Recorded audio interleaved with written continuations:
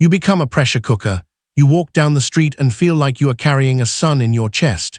You feel like you want to explode. That feeling of wanting to explode is the sign that the magic is working. It is the sign that the energy has reached the critical mass necessary to materialize. If you speak in that moment, you relieve the pressure and lose the miracle. If you hold out, if you sustain that sacred fire in your belly without letting even a spark of words escape, the pressure will break the barrier of reality. The energy will be forced to find a physical outlet. It will become synchronicity. It will become inspired action. It will become opportunity. The universe will bend before the pressure of your silence. Silence is also a weapon of hierarchy. In any human interaction, the person who most needs to speak is the one with the lowest status or feels that way. The one who speaks is seeking approval. The one who listens and keeps silent is granting or denying that approval. The 33rd degree teaches the use of silence as a tool of command. When someone challenges you, or when you are in a negotiation, or when someone tries to manipulate you, do not answer immediately. Use the master's pause. Look them in the eye. Maintain silence for 3 or 4 complete seconds. That silence is heavy. It is uncomfortable for the other person. In that vacuum, the other will feel the need to justify themselves, to talk more, to reveal their cards. They will become nervous. You remain still. Your silence tells them, you do not affect me, I'm not in a hurry, I am evaluating you. This is the position of the judge, the king, the inspector. Silence gives you the high ground. It allows you to respond, not react. Learn to be comfortable in the uncomfortable silence, and you will dominate any room you enter. Does this mean you should never tell anyone your dreams? No, it means you must be elitist with your truth. The master knows he needs allies, but he knows allies are rare. Jesus had the 12, but only took 3 to the mountaintop, and only 1 reclined on his chest. You must create concentric circles of information. Outer circle, the world, they know nothing. They see your results, not your plans. Middle circle, acquaintances, colleagues, they know what is necessary to cooperate, but they do not know your ultimate vision or your weaknesses. Inner circle, the sanctuary, 1 or 2 people, perhaps your partner, perhaps a mentor, perhaps a soul sibling, people who have proven through time and fire that they are not envious, that they vibrate at your frequency, and that they can sustain your vision. When you falter, you do talk to them, but not to seek validation, but to amplify the resonance. Where 2 or 3 are gathered in my name in the same vision, there I am. Talking to an equal does not dissipate energy, it multiplies it. It is an echo chamber of power, but if you do not have that equal, absolute silence is better than the wrong company. It is better to burn alone than to be extinguished by the mediocre. Finally, the goal of hermetic silence is to set the stage for the only sound that matters, the roar of success. There is a phrase that says, work in silence and let your success make all the noise. When this is the 33rd degree strategy, the profane announces what they are going to do. The master appears with the work finished. Imagine the impact. No one knew you were writing. Suddenly you publish the bestseller. No one knew you were training. Suddenly you appear with a transformed physique. No one knew you were investing. Suddenly you are financially free. That surprise impact generates an aura of mystique and supernatural ability. People will think you have luck or innate talent. They don't know the hours of darkness, of contained pressure, of sealed lips and internal work. They don't know you were a closed furnace. That mystery is your protection. It prevents people from knowing how to attack you because they don't know where your strength comes from. By not revealing the process, you protect the source. How do you apply the law of hermetic silence today? The veto on complaining. Strictly forbid yourself from complaining about your situation. Complaining is an energy leak that confirms your victim status. If it hurts, use it as fuel. If you don't like it, change it, but don't cry about it. The announcement fast. Choose your most important current goal. Make a blood pact with yourself. I will not tell anyone until it is done. Feel the itch to want to tell. Feel how that itch turns into fire for action. The pause in conversation. Today, when you speak with someone, practice waiting 2 seconds before replying. Observe how the power dynamic changes. Observe how you become more conscious of what you say. The elimination of justification. Stop explaining why you do what you do. Why aren't you coming to the party? I can't. Full stop. No excuses, no white lies. No is a complete sentence. The silence that follows the no is the signature of your sovereignty. Chapter 2, The Law of Order from Chaos. Ordo ob Chao. Now you face the reality of your current existence, and the probability is that what you see is a disaster. Disorganized debts, broken schedules, unkempt promises, scattered thoughts, chaos surrounds you. The natural human instinct is to flee chaos or try to survive it, like taking shelter from a storm. But the second law of the 33rd degree offers you a radically different perspective, one that separates the rulers from the ruled. Chaos is not a system error. It is the raw material of creation. The universe tends toward disorder, entropy, so that the masters can impose order. Your life is chaotic not because you have bad luck, but because your will has not colonized your environment. Where the king is absent, weeds grow. AUDIOBOOK, order from chaos. 1. The physics of entropy, the natural enemy. You must understand what you are fighting against. You're not fighting demons, nor the economy, nor your enemies. You are fighting entropy. The second law of thermodynamics states that in a closed system, everything tends toward disorder, cooling, and disintegration unless intelligent energy is injected to keep it ordered. If you leave a house alone, it fills with dust and falls apart. If you leave a body without exercise, it atrophies, clears throat. If you leave a mind without discipline, it fills with fear and negativity. If you leave a business unmanaged, it fails. Disorder is the natural state of unsupervised matter. Chaos is what happens when you withdraw your attention. Therefore, if your life is chaos, the diagnosis is brutally simple. You have abdicated. You have stopped injecting ordering energy into your system. You have let gravity win. The 33rd degree master understands that his mere existence is an act of war against entropy. Every morning he gets up to impose a structure on the void. His life does not fix itself. He fixes it by the deliberate imposition of his mental design. 2. The hierarchy of command from inside out. How is chaos ordered? The profane's mistake is to try to order external chaos with a chaotic internal mind. He tries to organize his finances external while his mind is full of anxiety and compulsive shopping internal. He tries to organize his time external while his mind is unable to concentrate internal. It is impossible. You cannot build a straight wall with a crooked level. The law of order dictates the external structure is always a projection of the internal geometry. If your desk is a mess, it's because your mind is a mess.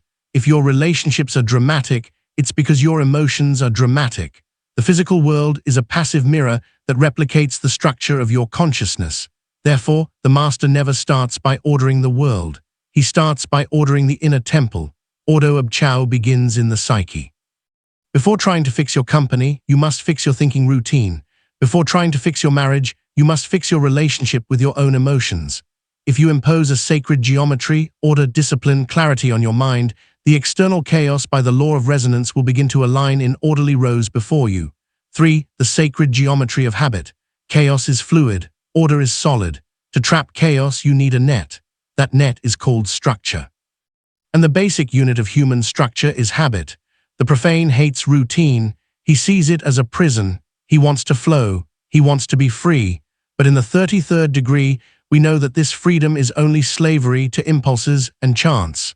One who flows without banks ends up as a swamp. The master loves routine. He loves ritual because he knows that routine is the containment wall that prevents entropy from destroying his life. Order is not something you do once. It is something you sustain. Getting up at the same time is an act of order. Eating in moderation is an act of order. Reviewing accounts weekly is an act of order. These small structures seem boring, but they are the foundations of the temple. Without them, the energy accumulated by silence, chapter 1, spills and is wasted. Structure channels power. A river without banks is a destructive flood. A river with banks order is a source of hydroelectric energy capable of lighting a city. For chaos as opportunity, the quarry. Finally, change your emotional relationship with disorder. When the profane sees a problem, he cries. When the master sees a problem, chaos, he sees raw material. A problem is simply disorganized energy waiting for a leader. A company in crisis is chaos waiting for a manager with vision. The sick body is chaos waiting for a disciplined mind. An anxious mind is creative energy waiting for a purpose. Do not fear chaos. Chaos is the quarry from which you extract the stones for your work. If everything were already perfect, you would have no job. You could not prove your mastery. The sovereign grand inspector descends into the quarry, looks at the broken and deformed stones and says, "Perfect. Here is enough material to build a cathedral." Entropy is the gravity of the universe that pulls everything toward disorder and death. If you do not apply a counterforce, your life falls apart. The solution is AUDIOBOOK, but order is not something that is asked for. It is something that is built.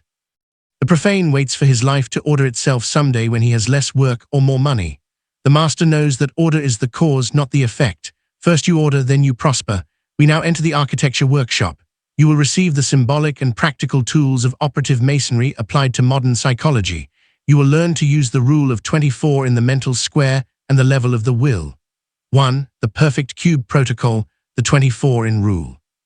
In the symbolism of the 33rd degree, one of the most important tools is the 24 in rule.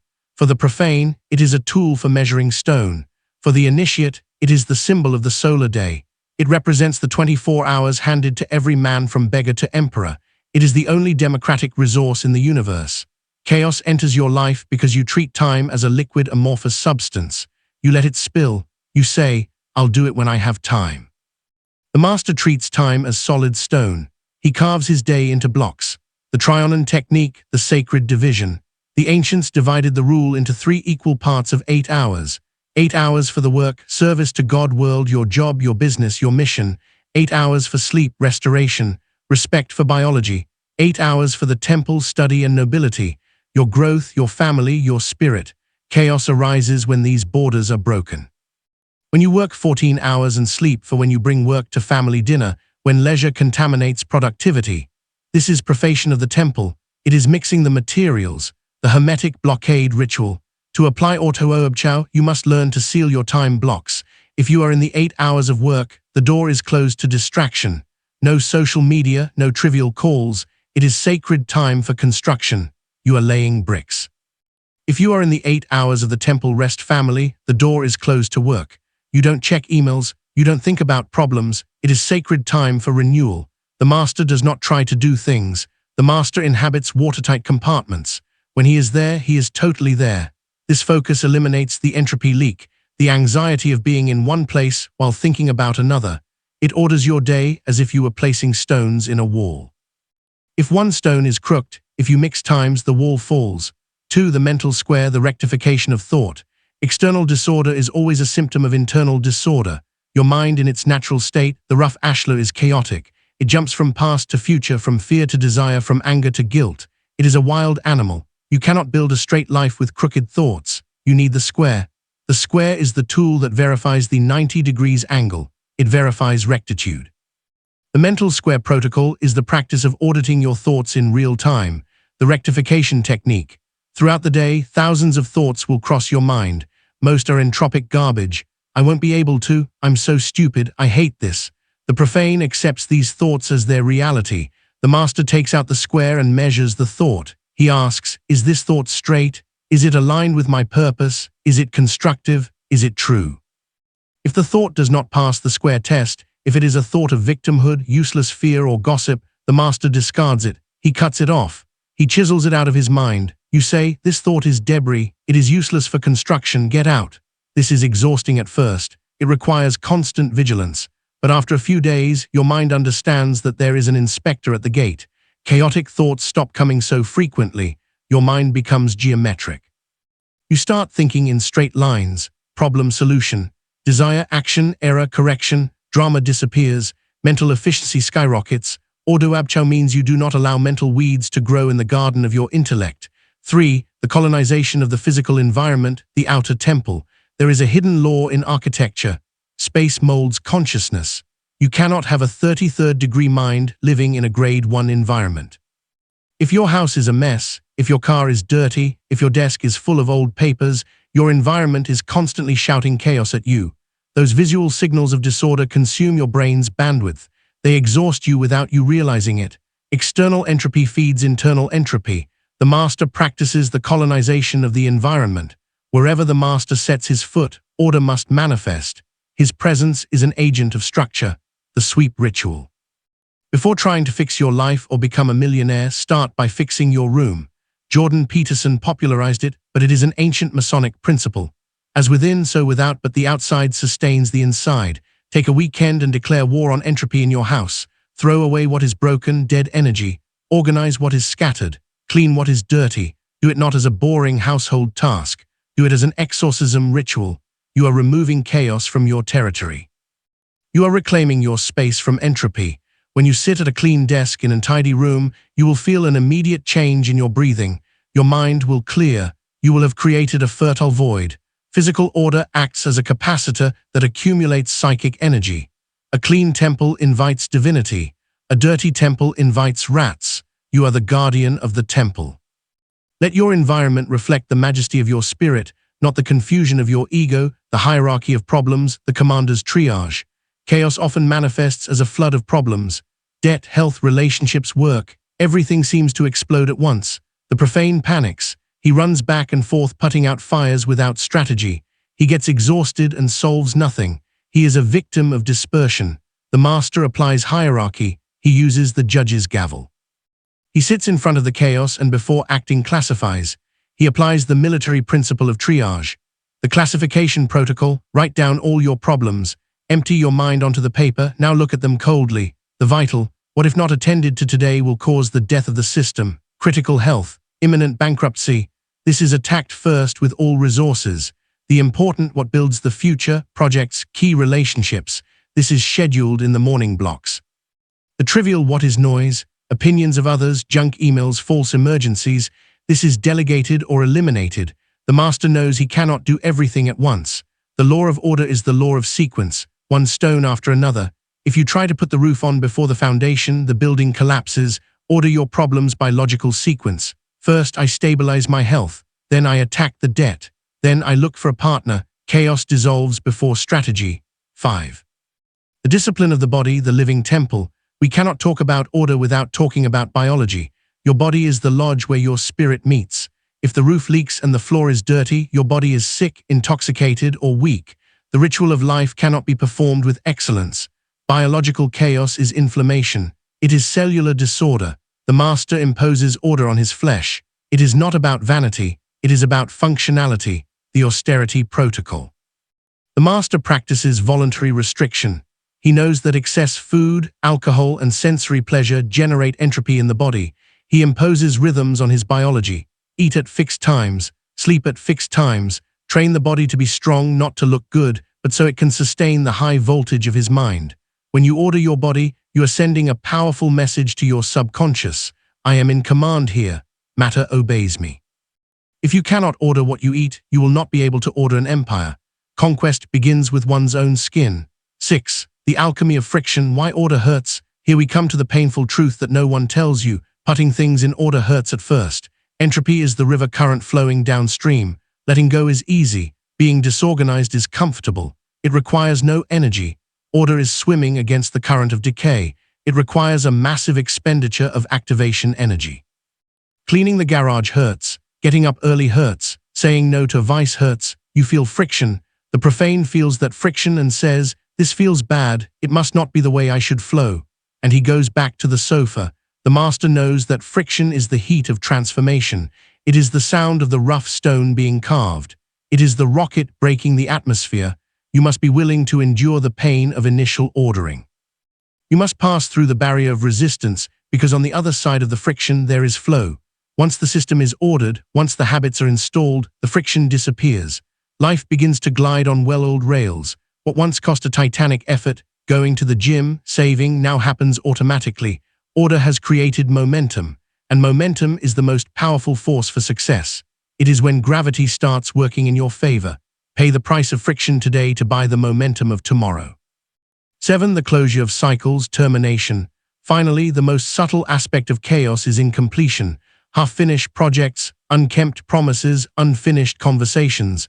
Everything you start and do not finish is an open loop in your brain. It is an energy leak. It is a program running in the background that slows down your processor. The master is a finisher. His obsession is not starting things, it is finishing them. If you take out a book, you read it or you put it away, but you don't leave it on the table for 3 months. If you have a pending difficult conversation, you have it today. If you have a dead project, you officially bury it and mourn it. The act of closing cycles releases a massive amount of trapped psychic energy. It clears the RAM. It brings you back to the present. Look at your life today. What is half finished? Finish it or eliminate it, but do not carry it. Order is the art of setting the final period. Operative summary of the architect.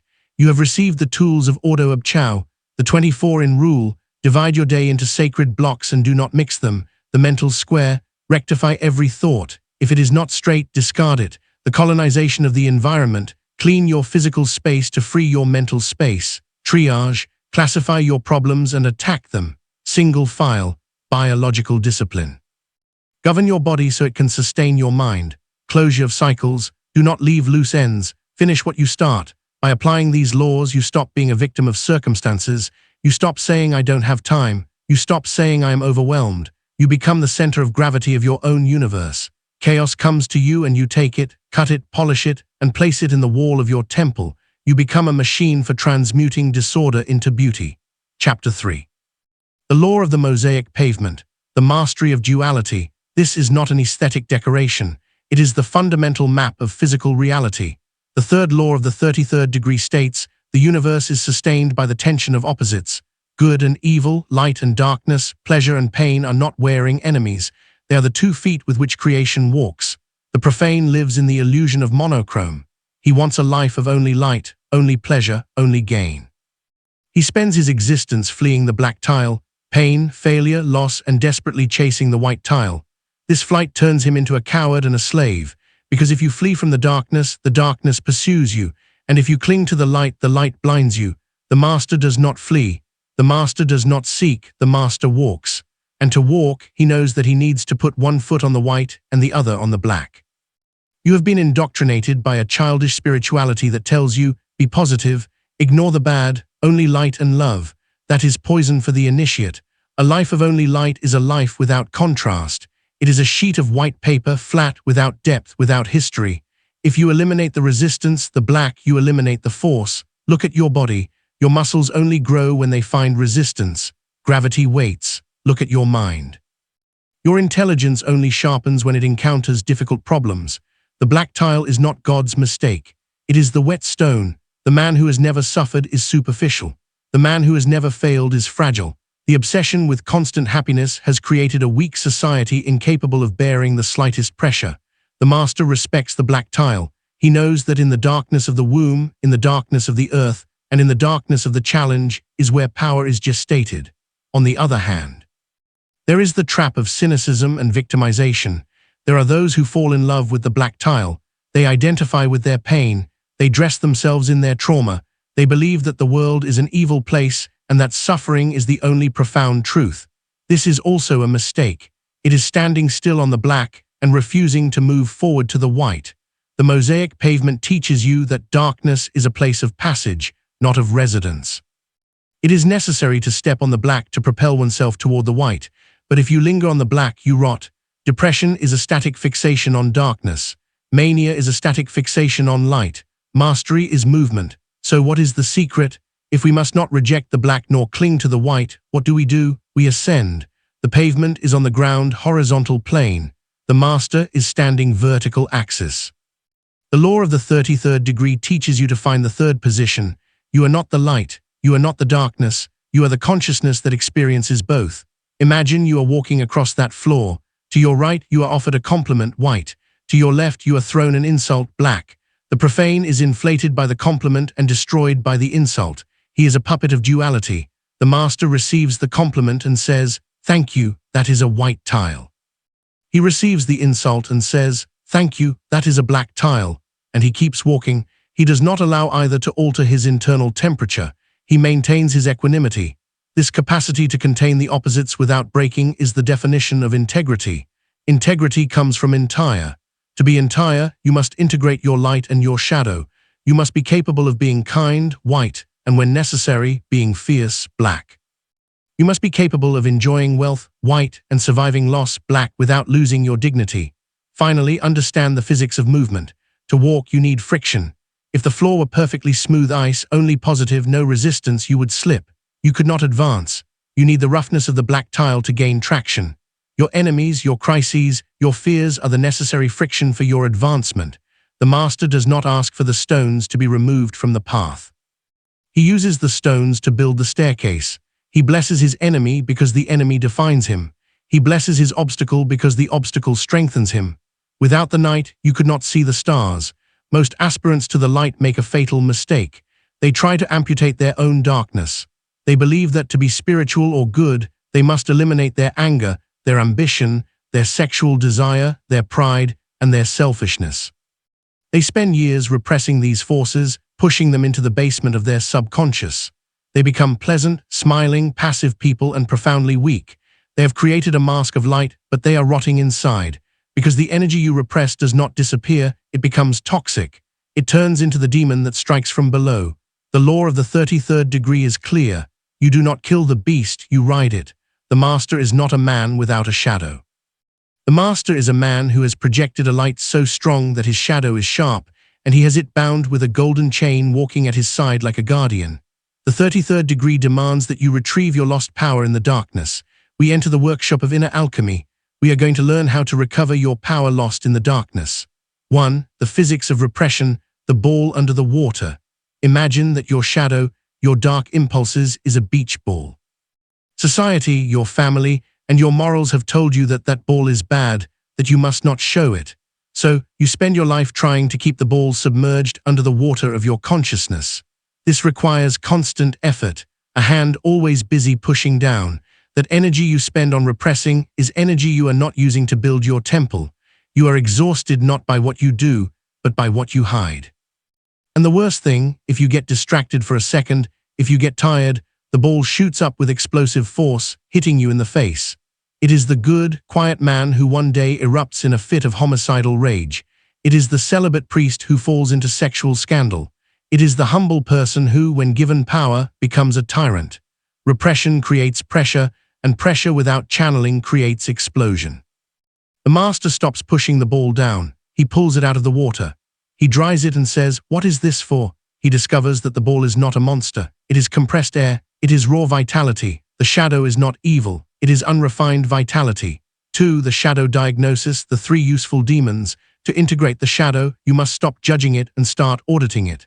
There are 3 great dark forces that humanity has demonized and which are in reality the engines of greatness. If they are refined, are anger the fire of the limit. The profane says, "Anger is bad, I must be peaceful," and he becomes a doormat. He lets others walk all over him. He does not defend his territory. His peace is disguised cowardice. The master knows that anger in its pure state is the force of the limit. It is the energy that says no. It is the energy that protects what is sacred. If you are not capable of feeling anger, you are not capable of defending yourself or those you love. The master takes anger and transmutes it into determination and justice. He uses that fire not to burn his house, but to forge the steel of his character. The holy anger is what drove the merchants from the temple. It was controlled violence in the service of order. Be ambition, greed, the hunger for expansion. The profane says, "Wanting more is bad. I must be humble and settle," and he becomes static. He stops growing. His life stagnates. The master knows that ambition is the impulse of life wanting to be more. The universe is constant expansion. Greed is simply the distorted, fearful version of aspiration. The master takes that ravenous hunger and transmutes it into excellence. He uses the desire to have more to be more. He uses ambition to build empires that serve others. If you kill your ambition, you kill your capacity to contribute on a grand scale. See pride, the spinal column. The profane says, "Pride is sin. I must be modest," and he walks hunched over, apologizing for existing. The master knows that pride purified his dignity. It is the internal knowledge of your divine worth. If you lack pride, you sell yourself short. You accept mediocre deals. You tolerate disrespect. The master takes pride and turns it into standard. I'm not doing this because I am better than you. I am doing this because I have a standard of excellence that prevents me from doing less. Dignity is the immune system of the soul. It rejects what is unworthy. 3. The doctrine of dangerous competence. Here we arrive at an uncomfortable truth that Jordan Peterson and other modern thinkers have rescued, but which is ancient Hermetic wisdom. A harmless man is not a good man. A harmless man is a man who cannot do harm, and therefore his goodness is not a choice. It is a lack of option. The rabbit is not virtuous because it does not eat the wolf. It is simply weak. The true master must be dangerous. He must have the capacity for violence, the capacity for chaos, the capacity for destruction. He must have sharp fangs. And then, having all that lethal power under his control, he chooses peace. He chooses kindness. That is true virtue. Virtue is controlled power. If you are not capable of being a monster, you are not complete. You are a child. The 33rd degree demands that you recover your fangs. Not to use them against the innocent, but so that when real evil presents itself to you, you have the means to confront it. Evil does not respect weakness. It respects strength. To impose order on chaos, you must be stronger than chaos. Chair the Black Mirror Protocol, practical integration. How is this done in daily life? How do you recover your monster? With the Black Mirror Protocol, Step 1, the invitation. Sit in solitude. Close your eyes. Visualize a door in the basement of your mind. Behind that door are all the parts of you that you have rejected. Your envy, your lust, your aggressiveness, your selfishness. Open the door, invite them up. Do not judge them, look at them. Feel the surge of negative energy, feel the heat. Say, I acknowledge you, you are part of me, you are my forgotten strength. Step 2, the conversation. Choose an emotion. Say, envy, ask it, what are you trying to tell me? Envy will answer. I am showing you what you desire and believe you cannot have. I am showing you your unrealized potential. Eureka, envy is not malice, it is a treasure map. Transmute it. Say, thank you for showing me my desire. Now I take that energy of desire and use it for my own plan, not to look at the neighbor. You have converted envy into inspiration. Step 3, task assignment. The master does not let the shadow run the ship, but he gives it a job in the engine room. Assign tasks to your demons, to your aggressiveness. Your job is to ensure no one crosses my boundaries. You are the guardian of my time. When someone tries to abuse me, you step out and say no. To your selfishness, your job is to ensure I take care of myself first so I can serve others from wholeness and not from sacrifice. To your cunning, your job is to detect the lies and traps in business. When you give them a useful job, demons transform into diamonds, protective geniuses. They stop sabotaging you and start serving you. In the temple's symbolism, there are always 2 columns, Jachin and bows. One represents force, male, active fire. The other represents beauty, form, female, passive, water. The profane leans on one and forgets the other. He is either an aggressive tyrant or a passive dreamer. The master walks the middle pillar. The middle pillar is not a stone column. It is the invisible path of balance between the opposites. It is not a static midpoint, lukewarmness. It is dynamic tension. It is being able to sustain the tension between mercy and severity simultaneously. Imagine a drawn bow. The string pulls back, the wood pulls forward. That tension of opposites is what gives the arrow power. If you release the tension, you go to one extreme, the arrow falls. The master lives in that tension. He is hard on standards, but soft on people. He is ambitious in his goals, but humble in his learning. He is a warrior in protection, but a gardener in cultivation. This state of coincidentia oppositorum, coincidence of opposites, is the mark of divinity. God is both the lion and the lamb. You must be the same. When you integrate your shadow, a social miracle occurs. You stop judging. What bothers you about others is always without exception a reflection of your own unrecognized shadow. If the arrogant person bothers you, it is because you have repressed your own pride and secretly desire it. If the lazy person bothers you, it is because you do not allow yourself to rest and you envy their freedom. When you accept your own darkness, when you say, yes, I am also capable of being arrogant, I am also capable of being lazy, judgment disappears. It is replaced by understanding. You see the evil person and you do not see a foreign monster. You see a part of yourself that has lost control. This gives you massive influence capability. You can deal with all types of people without being affected by them because you already know all the demons. You have seen them in your own mirror. Nothing human is alien to you. This immunity to judgment makes you a magnetic leader. People feel safe with you because they sense that you are not afraid of their darkness since you are not afraid of your own. Goal of the 33rd degree is not perfection, which is a static dead ideal.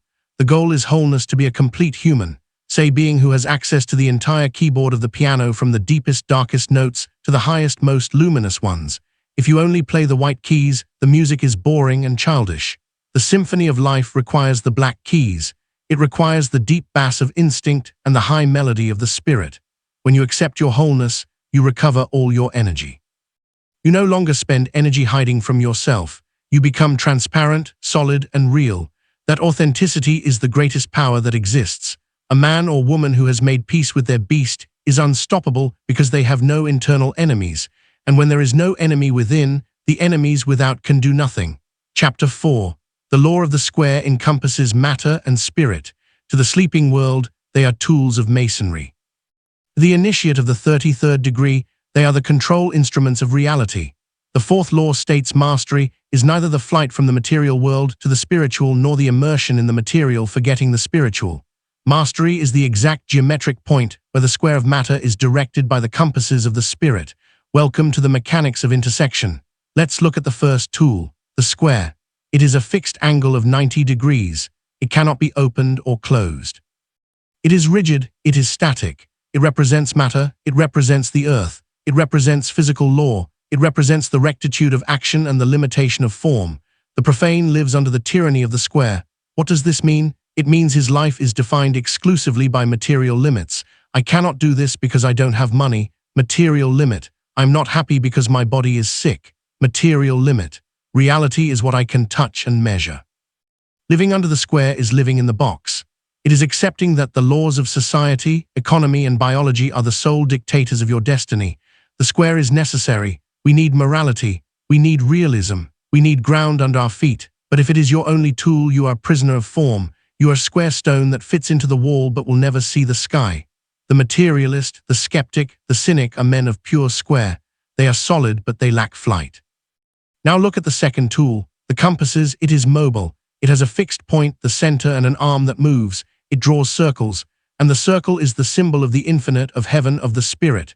The compasses represent the higher mind. It represents intuition. It represents vision. The dreamer lives under the tyranny of the compasses. He lives in the clouds. He has great ideas, intense emotions, deep spiritual connections, but he lacks ground. His ideas never land. His projects never materialize. His life is a circle spinning in the air without touching the ground. He is the mystic who cannot pay rent. He is the artist who never finishes his work. He has a lot of spirit, but he lacks the structure, the square, to contain it. Here lies the secret revealed in the degrees of masonry which you must apply to your psychology. Now the secret is not in the tools, but in their relative position. Imagine the two tools on an altar. Your life grade 1, the apprentice. Matter dominates spirit. At this level, the square is placed over the compasses. Matter crushes the spirit. Your circumstances dictate your mood. If you lose money, you get depressed. If you get sick, you suffer. The spirit is there, but it is buried under the weight of material facts. You are trapped in density. This is the position of the victim. Grade 2, the fellow craft conflict. At this level, one point of the compasses is freed and placed over the square. They interlock. It is the state of struggle. You have awakened. You know you are a spiritual being, but matter still hits you hard. You have moments of faith and moments of fear. You are in the battle between your vision and your reality. It is the painful, necessary state of transition. Grade 3, the master. Spirit dominates matter. At the 33rd degree level, the position changes. The compasses are placed completely over the square. The spirit reigns over matter. This does not mean matter disappears. The square is still there. You still have a body. You still pay bills. But the compasses are on top. Your vision dictates your reality. Your emotions do not depend on your circumstances. Your circumstances are molded by your emotions. The master uses matter, but is not used by it. He walks on the earth, but his head is in the sky. There is a technical function of the compasses that is vital for the initiate drawing boundaries.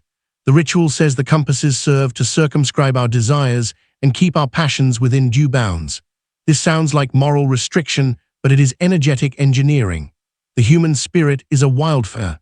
Passions, anger, sexual desire, ambition, fear are expansive energies that, if left uncontrolled, burn the system. The master uses the compasses of his will to draw a circle of control around his passions. He does not repress them that would kill them. He circumscribes them. He sets a limit on them. He says, my ambition may go this far, but it will not cross the line into tyranny. My pleasure may go this far, but it will not cross the line into addiction. By circumscribing the energy, you increase the pressure. An overflowing river is a swamp. A river with banks circumscribed moves turbines. The compasses are the tool that converts raw emotion into usable power. Without the compasses, your spiritual energy dissipates into chaos. With the compasses, it becomes a laser. On the other hand, the master uses the square to rectify his action. Every time you're about to act in the physical world, you must put the square on your action. Is it straight? Is it true? Is it fair to both parties? Is it aligned with my purpose, my center? Will it bear the weight of time? Rectitude is not just being good. It is structural alignment. If you build a crooked wall, dishonest actions, lies, shortcuts, gravity, the law of karma or cause and effect will tear it down. The master uses the square to ensure that every brick he lays in his life is at 90 degrees perfectly aligned with the truth. He knows that the only way to build a temple that lasts 1,000 years is with right angles. A lie is an obtuse angle. It weakens the structure. The truth is a right angle. It bears infinite weight. But knowing that the compasses should be on top is not the same as keeping them there. The gravity of the physical world is immense. Bills, pains, conflicts, and the noise of the market pull you down, trying to bury your spirit under the heavy slab of matter. They try to invert the position of the tools, turning you back into an apprentice crushed by your environment. To maintain the master's position, you need to operate the tools daily. You cannot simply have them on your mental altar. You must use them to measure, cut, and build every hour of your life. We enter the operative workshop. I will give you the protocols of existential geometry. You will learn to trace the circle of protection and to square your actions with the truth. 1. The compasses protocol, the art of circumscription. Let's start with the tool of the spirit, the compasses. Mechanically, the compass has two parts. The fixed point, the center. This needle is driven into the paper and does not move. It represents your sovereign identity, your I am, your unmoving connection to the divine. The movable point, the circumference. This leg moves around the center. It represents your reach, your influence, your field of action and perception. The profane has a broken compass. His fixed point is not anchored to anything. His identity depends on what others say. Therefore, when he tries to draw a circle, the needle slips. The circle comes out deformed. His life is a scribble. The master begins by anchoring the fixed point, the immovable center exercise. Before facing the chaos of the day, the master anchors his needle. He sits in silence. He seeks his center. It is not a physical place. It is a vibrational place. It is the inner point where there is no fear, no need, where only pure observation exists. You say, I am here, this is my center. The world can spin, but this point is unmovable until you feel the prick of that needle anchoring into eternity. You do not open the legs of the compass. Tracing the boundary, the circumscription of passions. Once centered, the master opens the compasses. Why? To trace the circle of safety. The law says keep your passions within due bounds. This is nuclear containment. Your emotions, anger, desire, fear are radioactive energy. If they spill, they poison your kingdom. The master uses the compasses to draw a mental line around his psyche. He says, my ambition can go this far, but it will not cross the line into greed or exploitation. My tolerance can go this far, but it will not cross the line into submission. My anger can go this far as fuel, but it will not cross the line into destruction. This invisible circle is your force field. Everything inside the circle is usable energy. Everything that spills outside is waste and danger. When someone provokes you, you feel anger rise. The profane explodes. The master looks at his mental compasses and sees that the anger is touching the edge of the circle. He says, stop. No further, not 1 mil more. The energy is contained, bounces back toward the center, and turns into potency. The compasses are the tool that converts explosion into propulsion. 2. The square protocol, the judgment of rectitude. Now let's look down towards matter. The square. The square is a 90 degrees angle. It is the symbol of rectitude. In construction, if a stone is not square, if it has 85 or 95 degrees, it won't fit. If you build on it, the wall will lean and eventually collapse due to gravity. In your life, the square is your truth and ethics detector, but not an imposed religious ethics, but a structural ethics. The master knows that lying, shortcuts, manipulation, and laziness are crooked angles. It is not that they are sins that God punishes. It is that they are structural weaknesses that physics punishes. You cannot build a solid empire on a crooked foundation. Gravity will tear it down. The squaring technique. Before taking an action, signing a contract, starting a relationship, saying a phrase, the master applies the square to it. He asks, is this straight? Is it true? Is it fair to both parties? Is it aligned with my purpose, my center? Will it bear the weight of time? If the action does not square up, if you feel an internal friction, if there is an acute angle of doubt or an obtuse angle of exaggeration, the stone is discarded. The master does not build with deformed stones. He says no. Even if it is profitable in the short term, this action is structurally unstable. I reject it. This rigor is what gives the master his magnetic power. The world trusts what is straight. People instinctively lean on straight walls. When you become a man or woman on the square, you become a pillar of reality. Your word has weight because it is aligned. Your presence has authority because it has no distortion. Turkey, the compass is opening, the measure of the mind. There is a technical secret in the use of the compasses. The degree of opening. If you open the compass too little, the circle is minuscule. You are petty, narrow-minded, a fanatic. You live in a point, not a world. If you open the compass too wide, more than 180 degrees, it becomes a straight line. You lose the center. You scatter, you fall into madness or the dissolution of the self. The 33rd degree seeks the perfect opening. In symbology, the compass is often shown open at 60 degrees. Why? Because 60 degrees is the angle of the equilateral triangle. It is the most stable and perfect geometric structure. It represents the balance between the three sides, will, wisdom, and love, and the controlled expansion exercise. Your job as an initiate is to open the legs of your compasses a little wider every day without losing the center. This means expanding your consciousness, embrace more knowledge, embrace more tolerance toward others, embrace bigger visions of the future, but always keeping the fixed point anchored to your principle. Many spiritual seekers open the compass so wide that they lose the center. They become too open-minded, accept anything, lose their discernment, become useless on earth. They lose their marbles. The master opens his mind to understand the universe, but maintains his center to act in it. His expansion is geometric, not chaotic. He knows how far he can go without breaking. He knows his limits, so he can safely transcend them. For the intersection point where spirit touches flesh, now visualize the complete symbol, the square below, the compasses above. They intersect. There is a space in the center where both tools overlap, a diamond-shaped space. Often at the center of that space, Masons place the letter G to the profane. G is God or geometry. To the initiate of the 33rd degree, the G represents generation. It is the exact point where the spirit compasses penetrates matter square to generate reality. It is the point of creative friction. It is the now. The master lives at that point of intersection. He does not live only in meditation, pure compasses. He does not live only in hard work, pure square. He lives in the act of working meditatively. He lives in the act of spiritualizing matter. When the master washes the dishes, square action, physical repetitive, his mind is sustaining a vision of gratitude and order, compasses action. In that moment, washing dishes ceases to be a subservient task and becomes a sacred ritual. The physical act is filled with spiritual light. When the master conducts a business deal, he does not only seek profit square. He seeks service and the expansion of life. Compasses, business becomes art. The intersection is the secret to an effortless life. When you perfectly align your physical action with your spiritual vision, friction disappears. The square and compasses no longer fight. They collaborate. Matter ceases to be a burden and becomes a vehicle. The spirit ceases to be a phantom and becomes a driver. 5. Squaring the circle, the alchemical goal. The hidden symbol behind these tools is the ancient impossible problem of squaring the circle.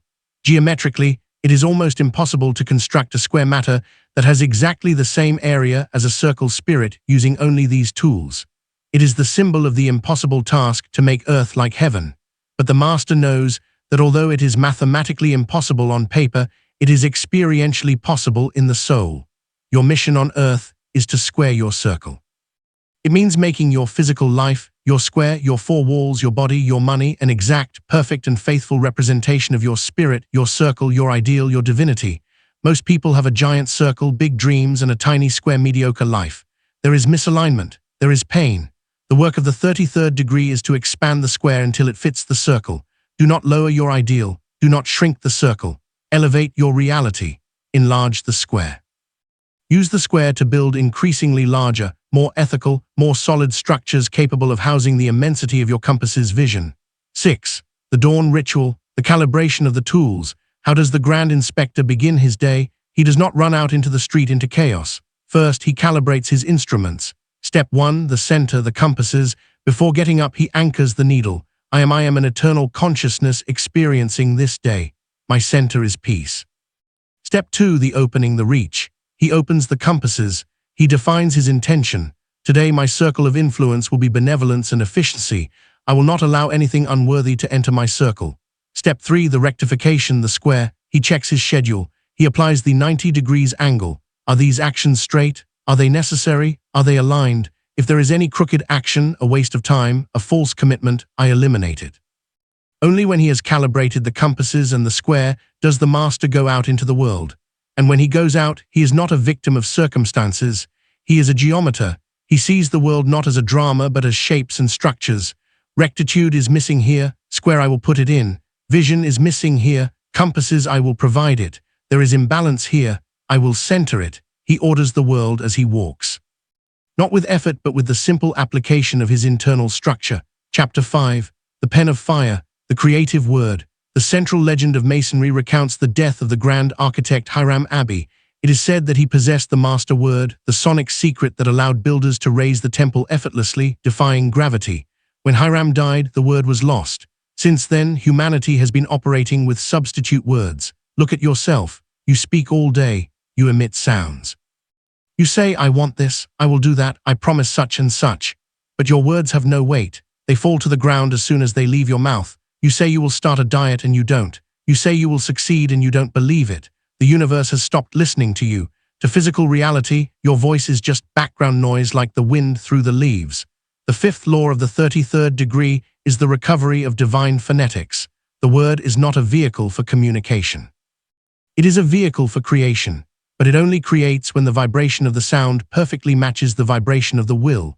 The profane speaks, the master decrees. Welcome to the search for the lost word. To recover the word, you must understand what sound is. In the beginning was the word logos. Modern physics tells us that matter is simply energy vibrating at a slow frequency, and sound is the organizer of vibration. The science of somatics shows that sound has the capacity to organize matter.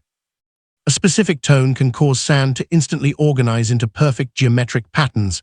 Somatics. If you change the tone, the geometry changes. Your reality is that sound. Your voice is the violin bow. The problem is that your bow is broken. You are emitting sounds, yes, but they are incoherent sounds. Your mouth says, I am abundance. Your emotion screams, I am afraid. Your body vibrates in, I don't believe it. This mixed signal creates a blurry geometry. The sound of your life does not know what shape to take, so it remains in chaos. The lost word is not a secret magic word like abracadabra. The lost word is any word pronounced with total vibrational integrity. It is when what you think, what you feel, and what you say are a single frequency. When you achieve that alignment, the word becomes solid. It becomes law. We live in the age of word inflation. We talk too much. We make promises we don't keep. We exaggerate. We lie for convenience. We gossip. Every time you use your voice for something that is not truth, you are devaluing your currency. Imagine your voice is a bank. Every time you say, I will do this, and you don't, you are issuing a bad check. The universe and your own subconscious keeps track. At first, the universe believes you, but after 1,000 bad checks, your spiritual credit is zero. Your subconscious labels you as a liar. Now when you try to make a positive affirmation, I will be a millionaire, your subconscious looks at your credit history and laughs. It says, this is the same person who said they would go to the gym on Monday and didn't. His word is worthless. Ignore order. This is the tragedy of the profane. He has lost his creative power because he has prostituted his word. The search for the lost word begins with a financial audit of your language. You must restore your credit. You must give value back to the gold of your voice.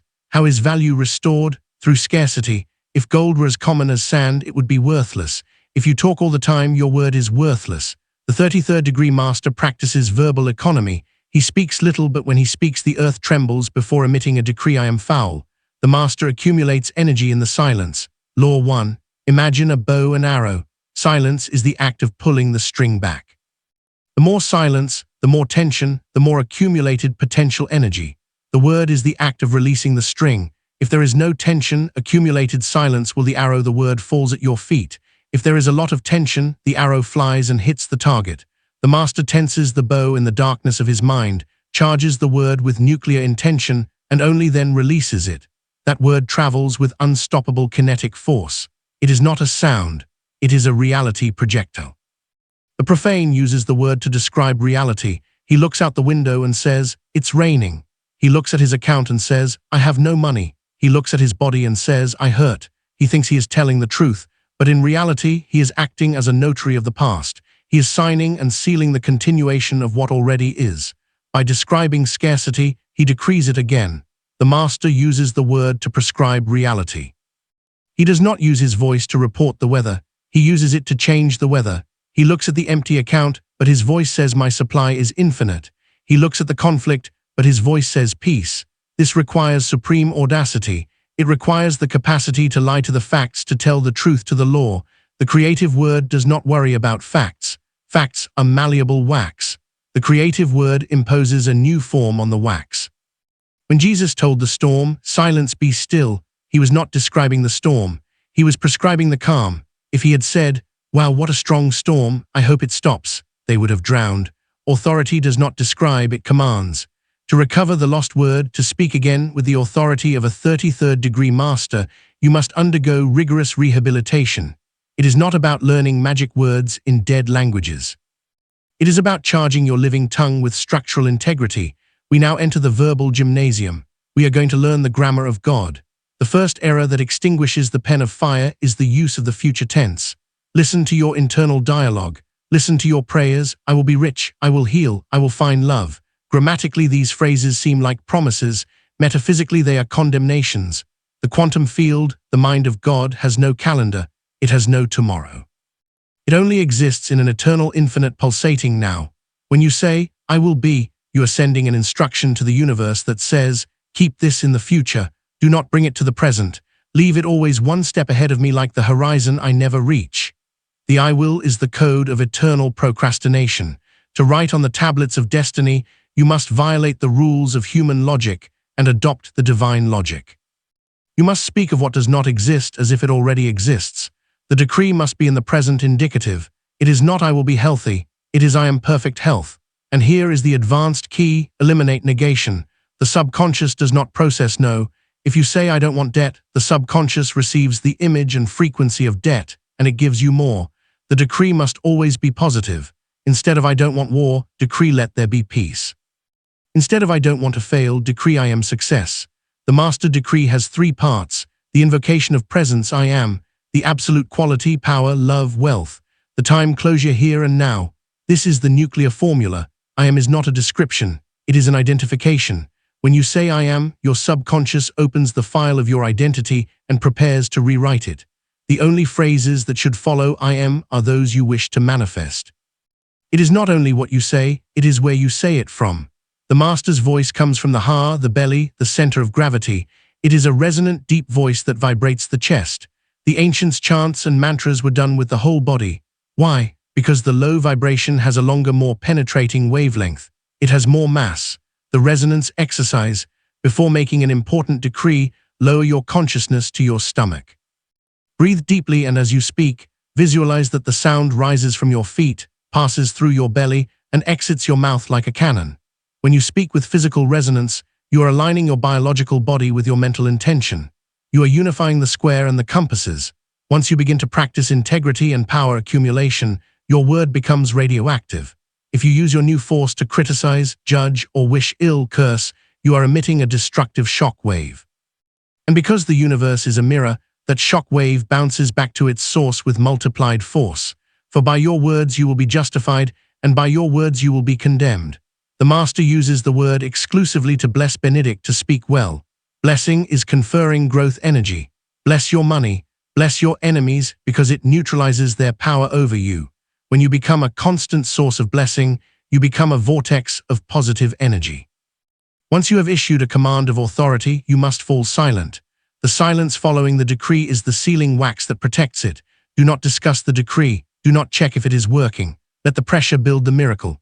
The highest use of the lost word is self-defin. You are the only being in your universe with the power to name yourself. Stop accepting the labels the profane gave you. Poor timid. In the intimacy of your inner temple, define who you are. I am unbreakable will. I am the source of abundance. Repeat this definition until it is engraved in your bones. When you know who you are and say it with the voice of thunder and the integrity of steel, the world will have no choice but to agree with you. Reality always ends up proving right the one who proves themselves right with absolute conviction. Chapter 6. The Law of the Phoenix, the Death of the Ego. In the ancient mysteries, before the initiate could see the light, he had to pass through the tomb. In Masonry, this is symbolized by the coffin of Master Hiram. In alchemy, it is the phase of negrado or putrefaction. In mythology, it is the phoenix setting itself on fire. All these symbols point to one brutal technical truth. You cannot enter the 33rd degree being who you are now. Your current self, your name, your history, your traumas, your pride, your social identity is too heavy to ascend. It is lead, and lead does not fly. The sixth law establishes the condition of ascent. New life does not superimpose itself on the old. It arises from its ashes. For the king to be born, the commoner must burn. The death of the ego is not the end of the road. It is the entrance toll. Welcome to the calcination chamber. To understand why you must die, observe a seed. As long as the seed remains intact, hard and protected in its shell, It is merely an inert object. Potentially, it is a forest, but currently it is a small stone. For the tree to be born, the seed must self-destruct. The shell must break. The original form must cease to exist for the inner life to be released. Your ego is that shell. It is a defensive structure that you built in your childhood to survive the chaos of the world. It is made of fears, defense mechanisms, and social masks. It protected you when you were weak. But now that you seek power, that protection has become your prison. The ego says, I am my achievements, I am my pain. I am my reputation, I am my body. The master says, I am that I am. The conflict arises when you try to expand, grow the tree without breaking the shell. You feel unbearable internal pressure. It is spiritual anxiety. It is your greatness trying to break your smallness. Most people use distractions to numb that pain. The initiate accepts the pain and helps break the shell. He voluntarily throws himself into the bonfire. The alchemist's great work was never about physical metals. It was a code about human psychology. Lead Saturn represents the heavy, dense, opaque ego. It absorbs light but does not reflect it. It is the state of gravity being tied to the earth, to the past, to resentment, to matter. Gold Sun represents the spirit, the solar self. It is radiant, incorruptible, a perfect conductor of divine energy. You cannot polish lead until it turns into gold. You cannot improve your ego until it turns into spirit. You must subject the lead to fire until its atomic structure changes.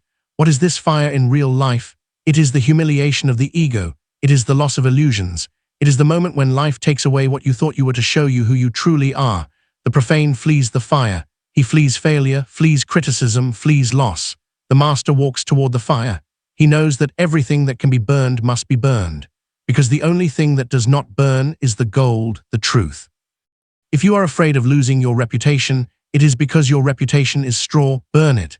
If you are afraid of losing your money, it is because your security is paper, burn it. What survives the fire will be indestructible. The process of the death of the ego feels literally like dying. Your nervous system panics. Your mind screams, if I stop being John the lawyer or Mary the mother, I will cease to exist. I will become nothing. This is the terror of the void. It is the guardian of the threshold. It is the moment you are falling from the trapeze. You have released the old bar, but you have not yet grasped the new one. You are in the air, unsupported, without identity. Most people cannot bear this void. They run back to their old identities, their old dramas, their old addictions just to be someone, even if that someone is miserable. The law of the phoenix demands that you sustain the gaze into the void. It demands that you stay in that space of I don't know who I am without panicking, because it is in that void, in that nothingness, that the all possibility resides. Only when you are no one can you become anything. The void is not death. It is the womb of resurrection. The ego operates through force and resistance. I have to control this. I have to defend myself. I have to be right. The phoenix operates through surrender, but not the surrender of the defeated. The surrender of one who knows the fire is their ally. It is the act of saying, I renounce my need to be right. I renounce my need to control the how. I renounce my victim story. I surrender to the higher law. When the ego surrenders, it stops consuming energy in defense. All that massive energy you use to sustain your masks and walls is suddenly released, and that burst of released energy is what propels you upward. It is the phoenix propulsion. You realize that you don't need to defend yourself because what you truly are, the gold, cannot be harmed. You become invulnerable by becoming transparent. We know that the old self is a calcified shell that suffocates the seed of your divinity. We know that suffering is not a mistake, but the heat of the friction necessary to break that shell. But here is where philosophy clashes with biology. Your ego is a survival mechanism. It is designed by millions of years of evolution to avoid death at all costs. When you start applying the law of the phoenix, your ego does not stand still. It counterattacks. It floods you with anxiety. It fills you with logical doubts. It makes you feel lonely, misunderstood, ridiculous. It screams, if you let go of this, you will destroy yourself, defend yourself, be right, cling to your story. The initiate must have a strategy to overcome his own survival instinct. You cannot kill the ego with a sword because the ego is an expert in fighting. If you fight it, you strengthen it. You must kill it by starvation and by displacement. We enter the ego crematorium. These are the protocols to dismantle the false identity piece by piece until only the gold remains. The first step to burning the ego is to stop being it. As long as you say, I am offended, you are trapped in the fire, you are the fuel. The master practices linguistic and cognitive dissociation. You must start seeing your personality, your name, your history, your emotions, not as you, but as an avatar you are managing. Imagine you are in a video game. The character on the screen is being attacked. The character is losing life points. The player holding the controller is not bleeding. The player observes the observer technique. When you feel a surge of anger, fear, or pain, stop. Do not say, "I have fear."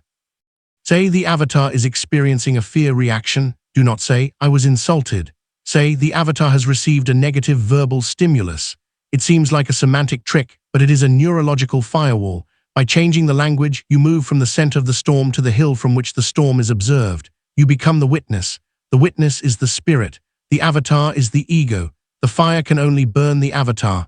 The witness is fire itself. It cannot be burned. The more you practice this dissociation, the less life will hurt you. Pain becomes information. You stop suffering the drama and start studying the mechanics of the drama. Julius Caesar wrote his memoirs, The GIC Wars, speaking of himself in the third person. Caesar did this. Caesar decided that it was not just a literary style, it was a command psychology technique. By seeing himself as an external historical character, Caesar could make cold, brutal decisions without personal fear interfering. He separated from his own humanity to operate as a force of nature. You must do the same. When you are in the middle of a crisis, when your ego is screaming, start narrating your situation in the third person. Instead of thinking, "What am I going to do? I am lost." Think John is facing a financial crisis. John feels fear. What is the best move for John right now? By speaking of yourself as he or she, you deactivate the amygdala, the fear center. You activate the prefrontal cortex, the strategy center. You remove the emotional charge from the tragedy. The ego feeds on me, mine. If you remove the first-person pronoun, you remove the blood. The drama dries up. You become a strategist of your own life instead of a victim of it. The ego's main fuel is personal importance. It is the delusional belief that you are the center of the universe, that what people do to you is personal, that the world should treat you a certain way.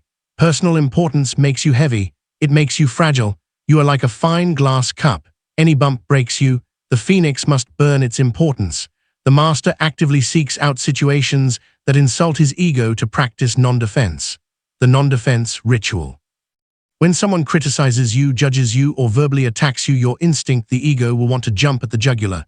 It will want to explain, justify, counterattack. It will want to say, "You don't know who I am." The Phoenix Protocol demands that you shut up. Do not defend yourself. Do not justify yourself. Let the insult enter. Feel it burn. Feel your ego writhe in pain, and let it burn. That burning you feel is not real harm. It is personal importance evaporating. Tell yourself, "If I am not this ego, then this insult is hitting nothing real. It is hitting an empty image." Let the image break. When you learn to take a hit to the ego without reacting, you become invulnerable. You realize that your real dignity, your gold, cannot be touched by the words of others. Only your vanity, your lead, can be hurt. The man who does not defend his image is a man who has transcended his image. He has become transparent. Arrows pass through him without finding a target. Do not wait for life to bring you a giant tragedy to kill the ego. Practice the daily death. They are small acts of voluntary renunciation that weaken the shell. Yield the way. When you are right in a trivial argument, yield. Let the other person win. Observe how your ego screams, "But I am right." Smile and let it die. You have gained something more valuable than being right. You have gained control over your need to be right. Anonymity. Do something good and make sure no one finds out. The ego wants recognition. It wants its name on the plaque. If you deny it the applause, the ego starves and the act becomes pure spiritual power. The menial task. If you are the boss, clean the floor one day. If you are the teacher, sit as a student. Break the crystallization of your status. Remind yourself that your social role is just a disguise, not your skin. These micro-suicides keep you light. They keep you flexible. They prevent the shell from becoming too hard. They prepare you so that when the true phoenix fire arrives, the great transformation, you can release your old life without tearing yourself apart. If you practice this with enough intensity, you will inevitably reach a terrifying point. It is the 0 point. It is the moment when you have burned so many layers of your false identity that you no longer know who you are. Your old friends don't recognize you. Your old tastes disappear. Your old motivations, money, fame, fear evaporate. You look in the mirror and see a stranger. You feel an immense void in your chest. The profane calls this existential crisis or depression. He runs to the doctor for pills to be returned to normally. the old dream. The initiate knows that this void is the resurrection chamber. It is the exact moment between the ashes and the bird. Do not run from the void, sit in it, inhabit it. That void is not nothing, it is pure potentiality. It is the space you have cleared for God, universal intelligence, to enter. Remember the physics. Nature abhors a vacuum. If you have emptied your cup of the old sour wine of your past, the universe is compelled to fill it with the new nectar of the future. In the 0 point, you are free. Since you are no one, you can become anyone. You are no longer defined by your past. You have erased the history.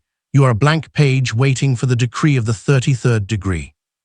From the ashes, something rises. It is not the old you improved. It is a new creature. How does the phoenix feel? It feels light. It no longer carries the weight of what will others think. It feels cool. It no longer reacts with emotional heat to provocations. It has a stable internal temperature, feels sovereign. It no longer asks permission to exist. It knows its right to be here is divine. This new identity is not based on the ego separation, but on the being connection. The ego says, I am better than you. The sovereign says, I am unique, and you are unique, and we are both rays of the same sun. The ego competes. The sovereign creates. The ego needs to take. The sovereign needs to give. Once you have been reborn, you must return to the world. You must use a name, a job, a personality again. But now there is a fundamental difference. Before the mask was glued to your face, you were a slave to the character. Now you hold the mask with your hand. You know that John the lawyer is a role you play. You play it with excellence, passion, and art. But you know it is not you. You can put on the warrior mask when you need to fight. You can put on the lover mask when you need to connect. You can put on the sage mask when you need to teach. You have access to the entire wardrobe of the universe. Your identity is fluid. This is the final freedom. Nothing can define you because you define yourself in every moment. If the world attacks you, you take off the mask they are attacking and put on another one. You are uncatchable. You are like water. You have transitioned from a fixed rough stone to living fire. Chapter 7. The law of the pelican, the sacrifice of power. If you seal a container and keep pumping energy into it, it will eventually explode. The energy that does not circulate stagnates. Water that does not run rots. Blood that does not flow coagulates and kills the body. The profane seeks power to possess it. The master seeks power to give it, not out of moral goodness, but out of mechanical necessity. To receive more, he must constantly empty himself. The 7th law of the 33rd degree states, power is not possessed, it is channeled. The only way to maintain authority over energy is by giving it away. Sacrifice is not a loss. It is the opening of the floodgate that allows the flow of the eternal river. Welcome to the law of the pelican. To understand this law, you must change your mental model of wealth and power. The ego's model is the reservoir. The ego wants to accumulate. It wants a tank full of water, money, love, knowledge, and to close the faucet so it doesn't escape. It believes security is retention. But a closed reservoir has a limit. Once full, it cannot receive one more drop. It becomes static. And in the universe, static is death. The master's model is the pipeline. The master does not want to retain the water.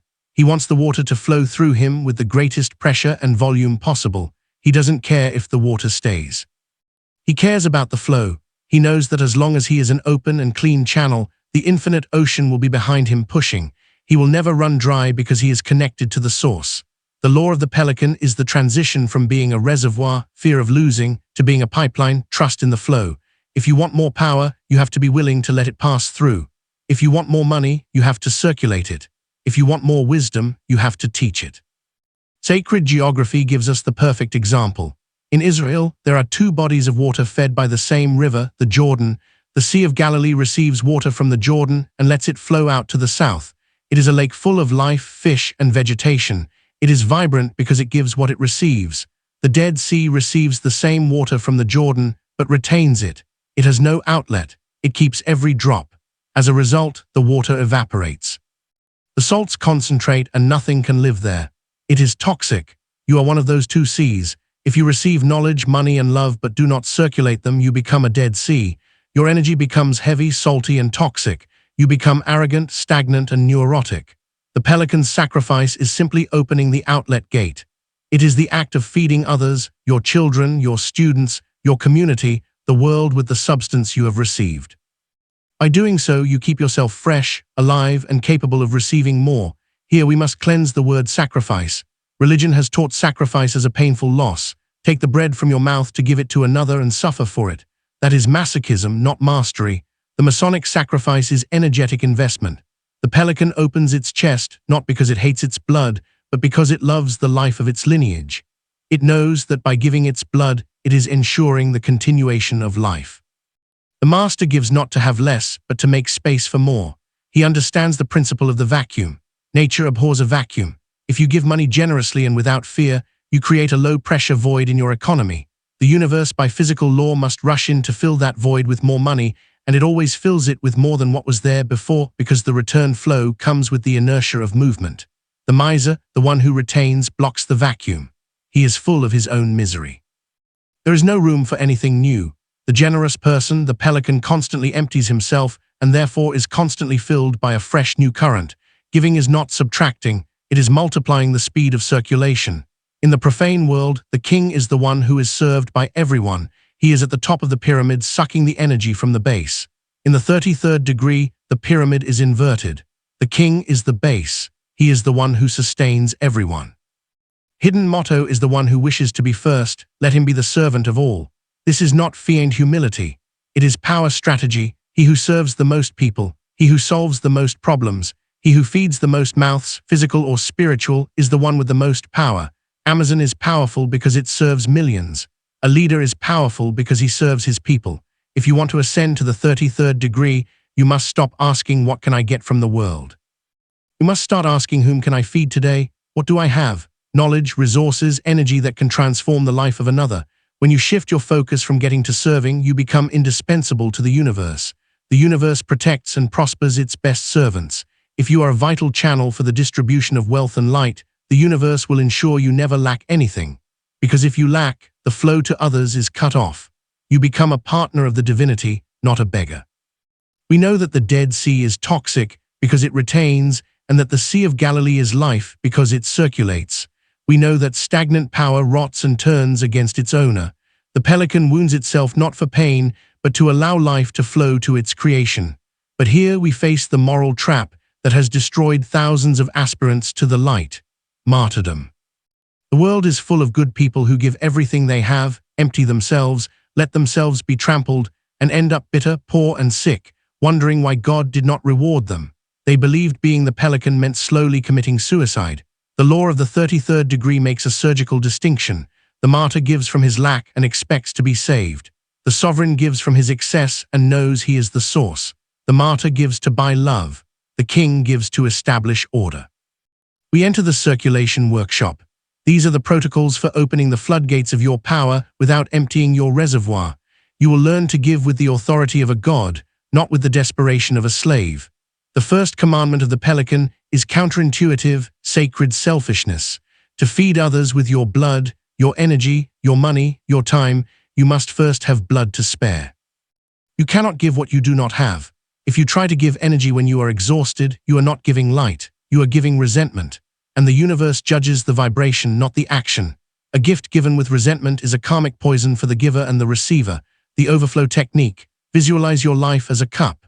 The Holy Grail: divine energy, health, wealth, love enters from above. Your primary responsibility, your only obligation to the universe, is to fill your cup to the brim. Everything that fits inside the cup is for you. It is sacred. It is untouchable. It is your rest time, your money for security, your self-love. If someone asks you for what is inside the cup, the master says no. The master protects his core. But when the cup is full, the liquid begins to overflow. It spills over the edges onto the saucer. That overflow is the surplus. That surplus is for the world. And because the source is infinite, if you keep the cup full, the overflow will also be infinite. The pelican feeds itself first. The king eats before the army, not out of gluttony, but because if the king falls, the kingdom falls. Your first practice of generosity is towards yourself. Only when you are strong, rich, and happy is your help to others pure and effective. Helping from weakness is only sharing the problem. Helping from strength is the solution. Once you have secured your cup, you must establish a system of constant flow. The ancients called this the tithe. Religion corrupted it to turn it into a tax of fear. In high magic, the tithe is a vacuum technology. If you have a closet full of old clothes, there is no room for new clothes. If you have a mind full of old ideas, there is no room for revelations. If your bank account is stagnant, even if full, the energy of money stops. The energetic tithe is the voluntary act of giving away a portion of your resources, money, time, knowledge, to deliberately create a low-pressure void in your system. Nature abhors a vacuum. When you give 10% symbolically of what you receive, you are creating a vacuum in your reality. The universe, by physical law, is compelled to rush in to fill that void, and it always fills it with more than what was there before, because the return flow comes with the inertia of movement.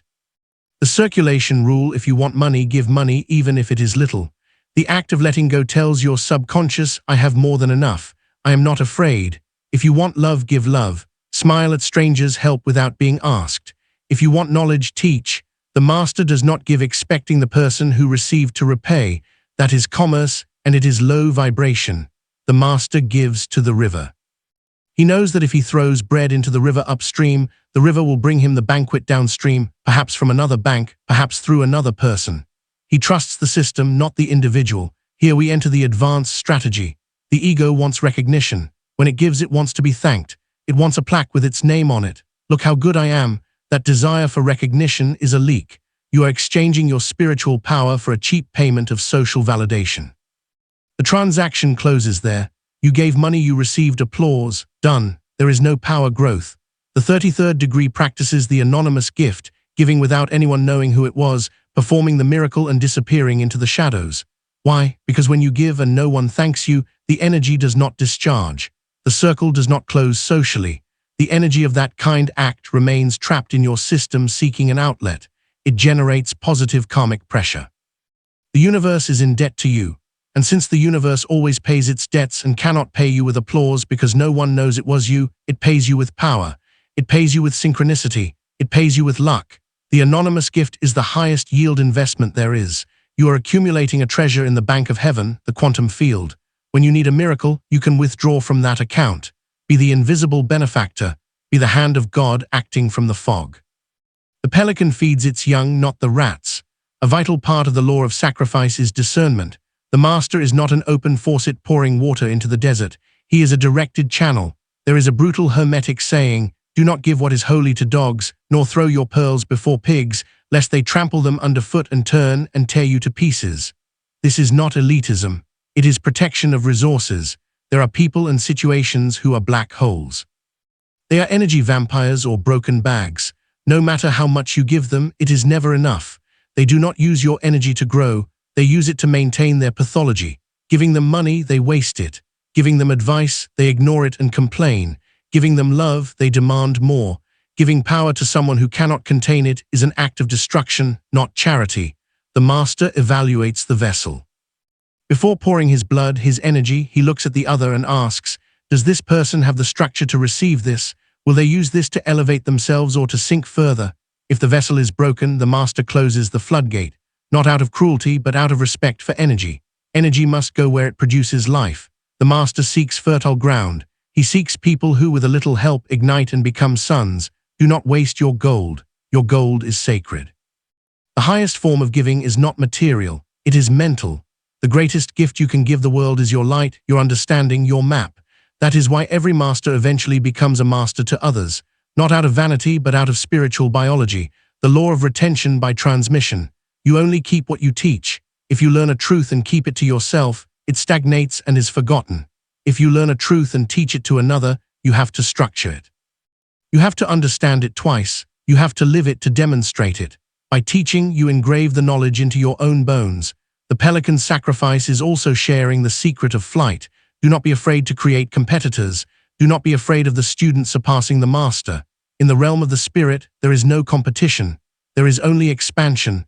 The more light you ignite in others, the more illuminated your own path will be. Create other kings. A king surrounded by slaves is insecure. A king surrounded by kings is invincible. Finally, what does the master do with his own suffering? With his scars? The profane hides his wounds or uses them to ask for pity. The master uses his wounds as maps for others. The final sacrifice is taking your past pain, transmuting it into wisdom, and offering it as medicine. I went through this hell and found the way out. Here is the map. When you do this, your pain acquires meaning. Suffering ceases to be a sterile tragedy and becomes the price you paid for wisdom that now saves others. The pelican uses its own wound to feed. Your story of overcoming is the most nutritious bread you can offer to humanity hungry for hope. Chapter 8, The Law of Sovereignty, the Inner Throne. Throughout your life you have been standing, you have been running, you have been begging at the gates of your own palace, asking life to give you a little luck, a little love, a little health. You have acted as a pretender to the throne, always waiting for the right moment to be crowned. You have waited for permission. Permission from your parents, your boss, the economy, your partner. The eighth law breaks the weight. It is the law of legitimacy. The universe does not respond to need, it responds to rank. Reality is a court that only obeys the one who sits on the throne. No one will crown you but yourself. Sovereignty is not granted, it is assumed. Welcome to the inner throne. To understand sovereignty, you must first understand why you lost it. You were born a king. A baby does not ask permission to cry, to eat, or to exist. It is the center of its universe. It has its own gravity. But as you grew up, you were taught to abdicate. You were taught that your worth depended on what you did, not on what you were. You were taught that authority was external in the teacher, the father, the government, the distant God. Little by little, you stepped down from the throne. You left the seat empty, and you went to live in the stables of your own mind. What happens when the throne is empty? Usurpation occurs. When there is no conscious sovereign at the center of your psyche, the barren thieves take power. Fear sits on the throne and dictates your foreign policy. Isolation. Anger sits on the throne and dictates your laws. Conflict. Scarcity sits on the throne and dictates your economy. Poverty. Your life is a kingdom in chaos, not because you are evil, but because there is a power vacuum. Chaos is simply the absence of the king. Most people live waiting for God or life to come fix the kingdom. But the spiritual law is clear. The kingdom was given to you. You are the regent. If you do not govern, no one will do it for you. Let's talk physics, not politics. Sovereignty is a vibrational mass in the solar system. The sun does not have to fight for the planets to revolve around it. It doesn't have to shout at them. It doesn't have to manipulate them. The sun simply is massive. It has so much mass, so much gravity, so much sovereignty that the planets have no physical choice but to orbit it. The 33rd degree master becomes a sun. He develops such a density of presence, such certainty in his own identity that circumstances, the planets are compelled to orbit around his will. The profane is an asteroid. He is light. He has no center. Any external gravity deflects him. If the economy goes badly, the profane is deflected. If someone insults him, the profane is deflected. He is a satellite of circumstances. The sovereign is the center of gravity. If the economy goes badly, the sovereign creates his own economy. If someone insults him, the insult burns upon entering his atmosphere. He does not react, he emits. The distinguishing mark of the sovereign is that he never asks for permission to exist or to prosper. Analyze your mind. How many times a day do you ask for psychological permission? Is it okay if I take this break? Will they love me if I am myself?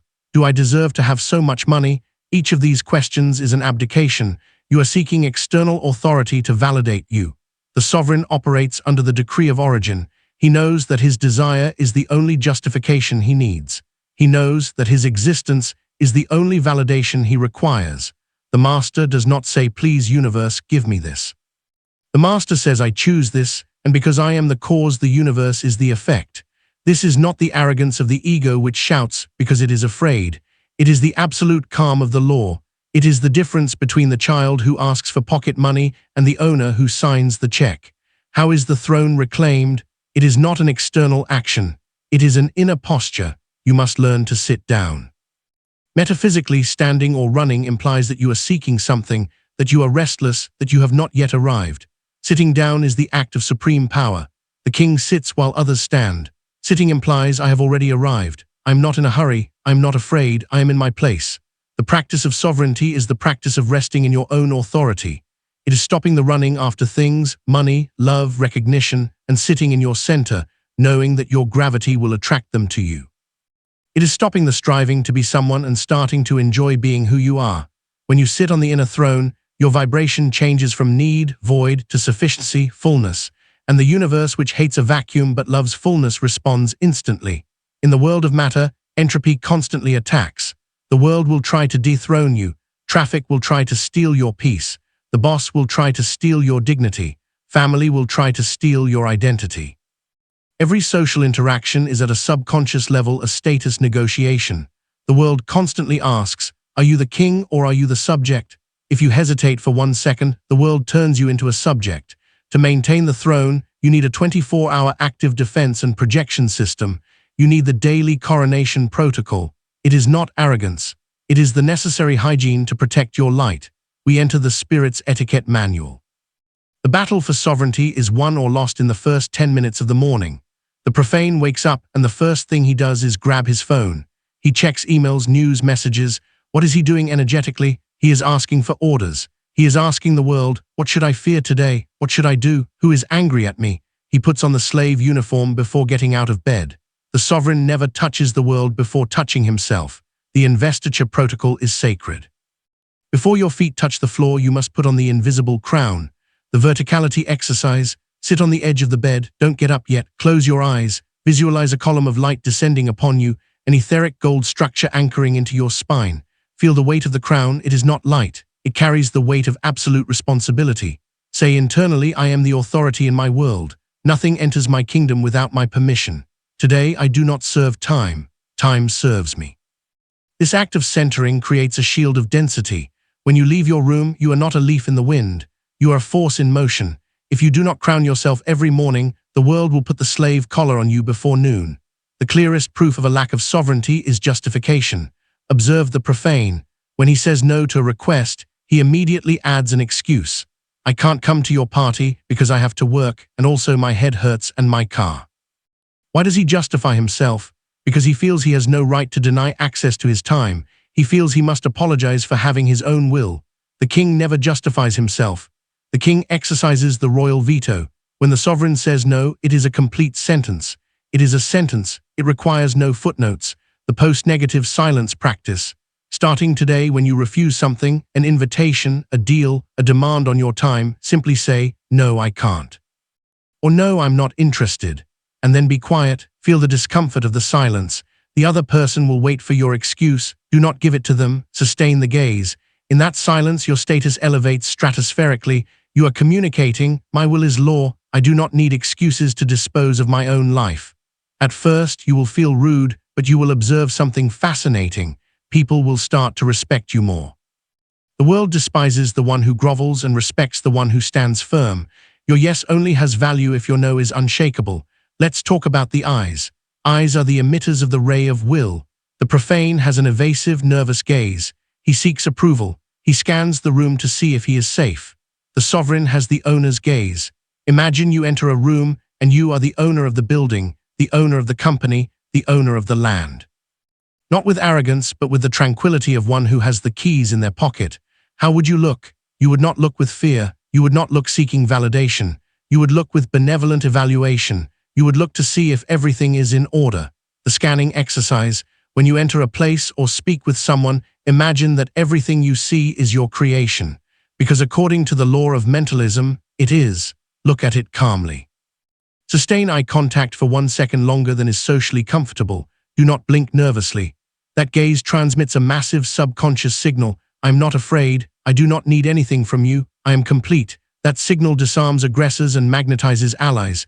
Sovereignty is above all an optical phenomenon. Haste is the mark of the servant. The servant runs because time is not his. It belongs to the master. He is afraid of being late. The king is never in a hurry. The king possesses time. If the king arrives late, the party has not started.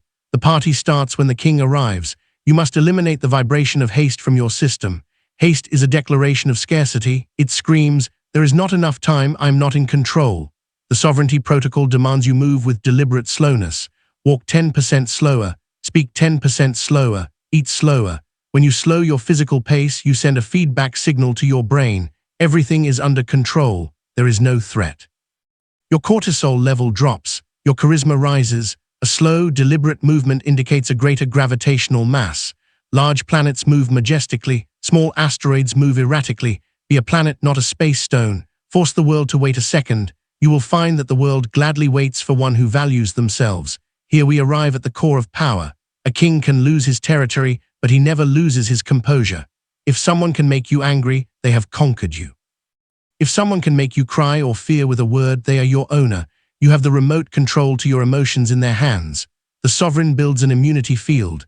It is a psychic barrier that says, your chaos does not enter my order. the crystal throne technique. Imagine you are sitting on an elevated throne surrounded by impenetrable crystal. Below on the floor people shout, insult, cry or panic. You see them, you hear them, but you are above. Their words hit the crystal and slide off. They do not touch you. You decide whether to descend to interact or not. But they cannot ascend. When someone insults or criticizes you, do not react. Do not defend yourself. Defense is weakness. If the king steps down from the throne to fight a peasant in the mud, he has already lost. Even if he wins the fight, look at the aggressor with detached curiosity. Think, wow, this subject is very agitated. How interesting. That emotional distance is pure power. Non-reaction to attack is the greatest humiliation for the attacker and the greatest victory for the sovereign. What is the king's greatest privilege? He doesn't have to lie. The servant lies to protect himself. He lies to please. He lies to manipulate. The king is not afraid of the consequences. Therefore, he affords himself the luxury of truth. Sovereignty is measured by your capacity to be authentic without apology. Say what you think with manners, but without the fear filter. Show what you feel. Don't laugh at jokes that aren't funny. Don't nod if you disagree. Every time you pretend to fit in, you are abdicating. You are saying the group's opinion is more important than my integrity. Paradoxically, this radical authenticity is what attracts the most. The world is hungry for something real. When they see someone who doesn't disguise themselves, they follow them instinctively. I must warn you, sovereignty has a price. The price is solitude. As you ascend to the 33rd degree, as you occupy your throne, many people will move away. Your old friends, accustomed to your submissive and compliant version, will feel uncomfortable with your new authority. They will call you changed, arrogant, cold. They will try to pull you back down into the mud with guilt. The sovereign must have the stomach to bear the solitude of the summit. You cannot take everyone with you. The eagle flies alone. The sheep go in flocks. You must be willing to walk alone for a while. You must learn to nourish yourself from your own source without needing constant validation from the tribe. But this solitude is temporary because when you shine with the light of sovereignty, you start to attract other sovereigns. You stop attracting victims and start attracting masters. You trade quantity for quality. You create a new court formed by equals, not dependent. Finally, how does the sovereign relate to money and matter? The king never needs, and the king requires. The difference is vibrational. Need is a hole begging to be filled. Requirement is a logistical order. When the sovereign needs resources for his work, he does not worry. He knows that the kingdom, the universal subconscious, exists to sustain the king. The king is the head. The kingdom is the body. The body does not let the head die, the attitude of the inheritance. Treat money not as something you must hunt, but as the taxes that reality pays you for the privilege of being governed by your consciousness. Expect abundance. Do not be surprised when it arrives. When you receive money, do not jump for joy as if it were an unexpected miracle. Nod your head and say, correct, the system is working, let us continue. The normalization of abundance is the seal of sovereignty. Chapter 9, the law of vertical time, of the hourglass. The 9th law of the 33rd degree shatters the linear illusion. Time is not a horizontal line that runs from birth to death. Time is a vertical depth that opens in the present moment. The profane lives on the surface of time, horizontal. The master lives in the well of eternity, vertical. Welcome to the mechanics of the hourglass. To understand vertical time, you must first see where you live now. You live in horizontal time. It is a straight line. To your left is the past. Your memories, your traumas, your mistakes, your old identity. It is a cemetery of dead things you carry on your back. To your right is the future, your goals, your fears, your hopes, death. It is a phantom that has not yet been born. The human tragedy is this. Most people spend 90% of their mental life on the left lamenting or on the right worrying. They are almost never in the center. This means that technically they do not exist. They are phantoms. Their bodies are here. But their consciousness is traveling in time. And since energy follows consciousness, their power is not here. It is scattered in yesterday and tomorrow. That is why it is so hard for them to manifest. They try to build a house today with the bricks of yesterday and the labor of tomorrow. They have no strength in the now. The master makes a 90 degrees turn. He stops looking at the horizon line and looks down into the depth of the instant. He enters vertical time. Imagine that each second is not a step forward but a door inward. In vertical time, there is no before or after. There is only depth. How deeply can you feel this moment? How intensely can you live this second? When you enter verticality, psychological time stops. You have experienced this in moments of crisis, great love, or flow. The clock disappears. An hour seems like a minute or a minute seems like an eternity. That is the natural state of the master. In verticality, you have access to your total energy. There are no leaks to the past or the future. You are a laser of pure presence concentrated on a single point, and that point is the creation point. The symbol of this law is the hourglass. Look closely at it. The top bulb is the future, infinite possibility. The bottom bulb is the past, crystallized experience, but action, movement. Life only happens in the narrow neck. That neck is the now. It is the only point where the sand moves. It is the only point where you have power. The profane tries to widen the bottom bulb, clinging to the past, or tries to break the top bulb, anxiety about the future. The master focuses exclusively on the neck. He knows that if he keeps the neck clean and clear, pure attention, the sand flows without friction. He knows that he can only process one grain of sand at a time. Anxiety is the attempt to force a ton of sand through the neck in 1 second. The result is a jam, the clock breaks, the nervous system collapses. The law of vertical time tells you, deal only with the grain of sand passing now, the rest is illusion. In mysticism, this crossing point is called the holy instant. It is a moment outside of time where cause and effect touch. It is the moment when the master says, I am not I was, guilt not I will be hope, I am. In that instant of absolute presence, you connect with the universal mind. The universe only exists in the now. God has no past or future. God is an eternal present. If you want to connect with the source of power, you have to go to where the source is here and now. If you are worried about tomorrow's money, you have disconnected from the source. If you are angry about yesterday, you have disconnected from the source. But if you bring all your attention, all your passion, and all your will to this precise beat of your heart, you become an open channel. The sun simply is massive. It has so much mass, so much gravity, so much sovereignty that the planets have no physical choice but to orbit it. The 33rd degree master becomes a sun. He develops such a density of presence, such certainty in his own identity that circumstances, the planets are compelled to orbit around his will. The profane is an asteroid. He is light. He has no center. Any external gravity deflects him. If the economy goes badly, the profane is deflected. If someone insults him, the profane is deflected. He is a satellite of circumstances. The sovereign is the center of gravity. If the economy goes badly, the sovereign creates his own economy. If someone insults him, the insult burns upon entering his atmosphere. He does not react, he emits. The distinguishing mark of the sovereign is that he never asks for permission to exist or to prosper. Analyze your mind.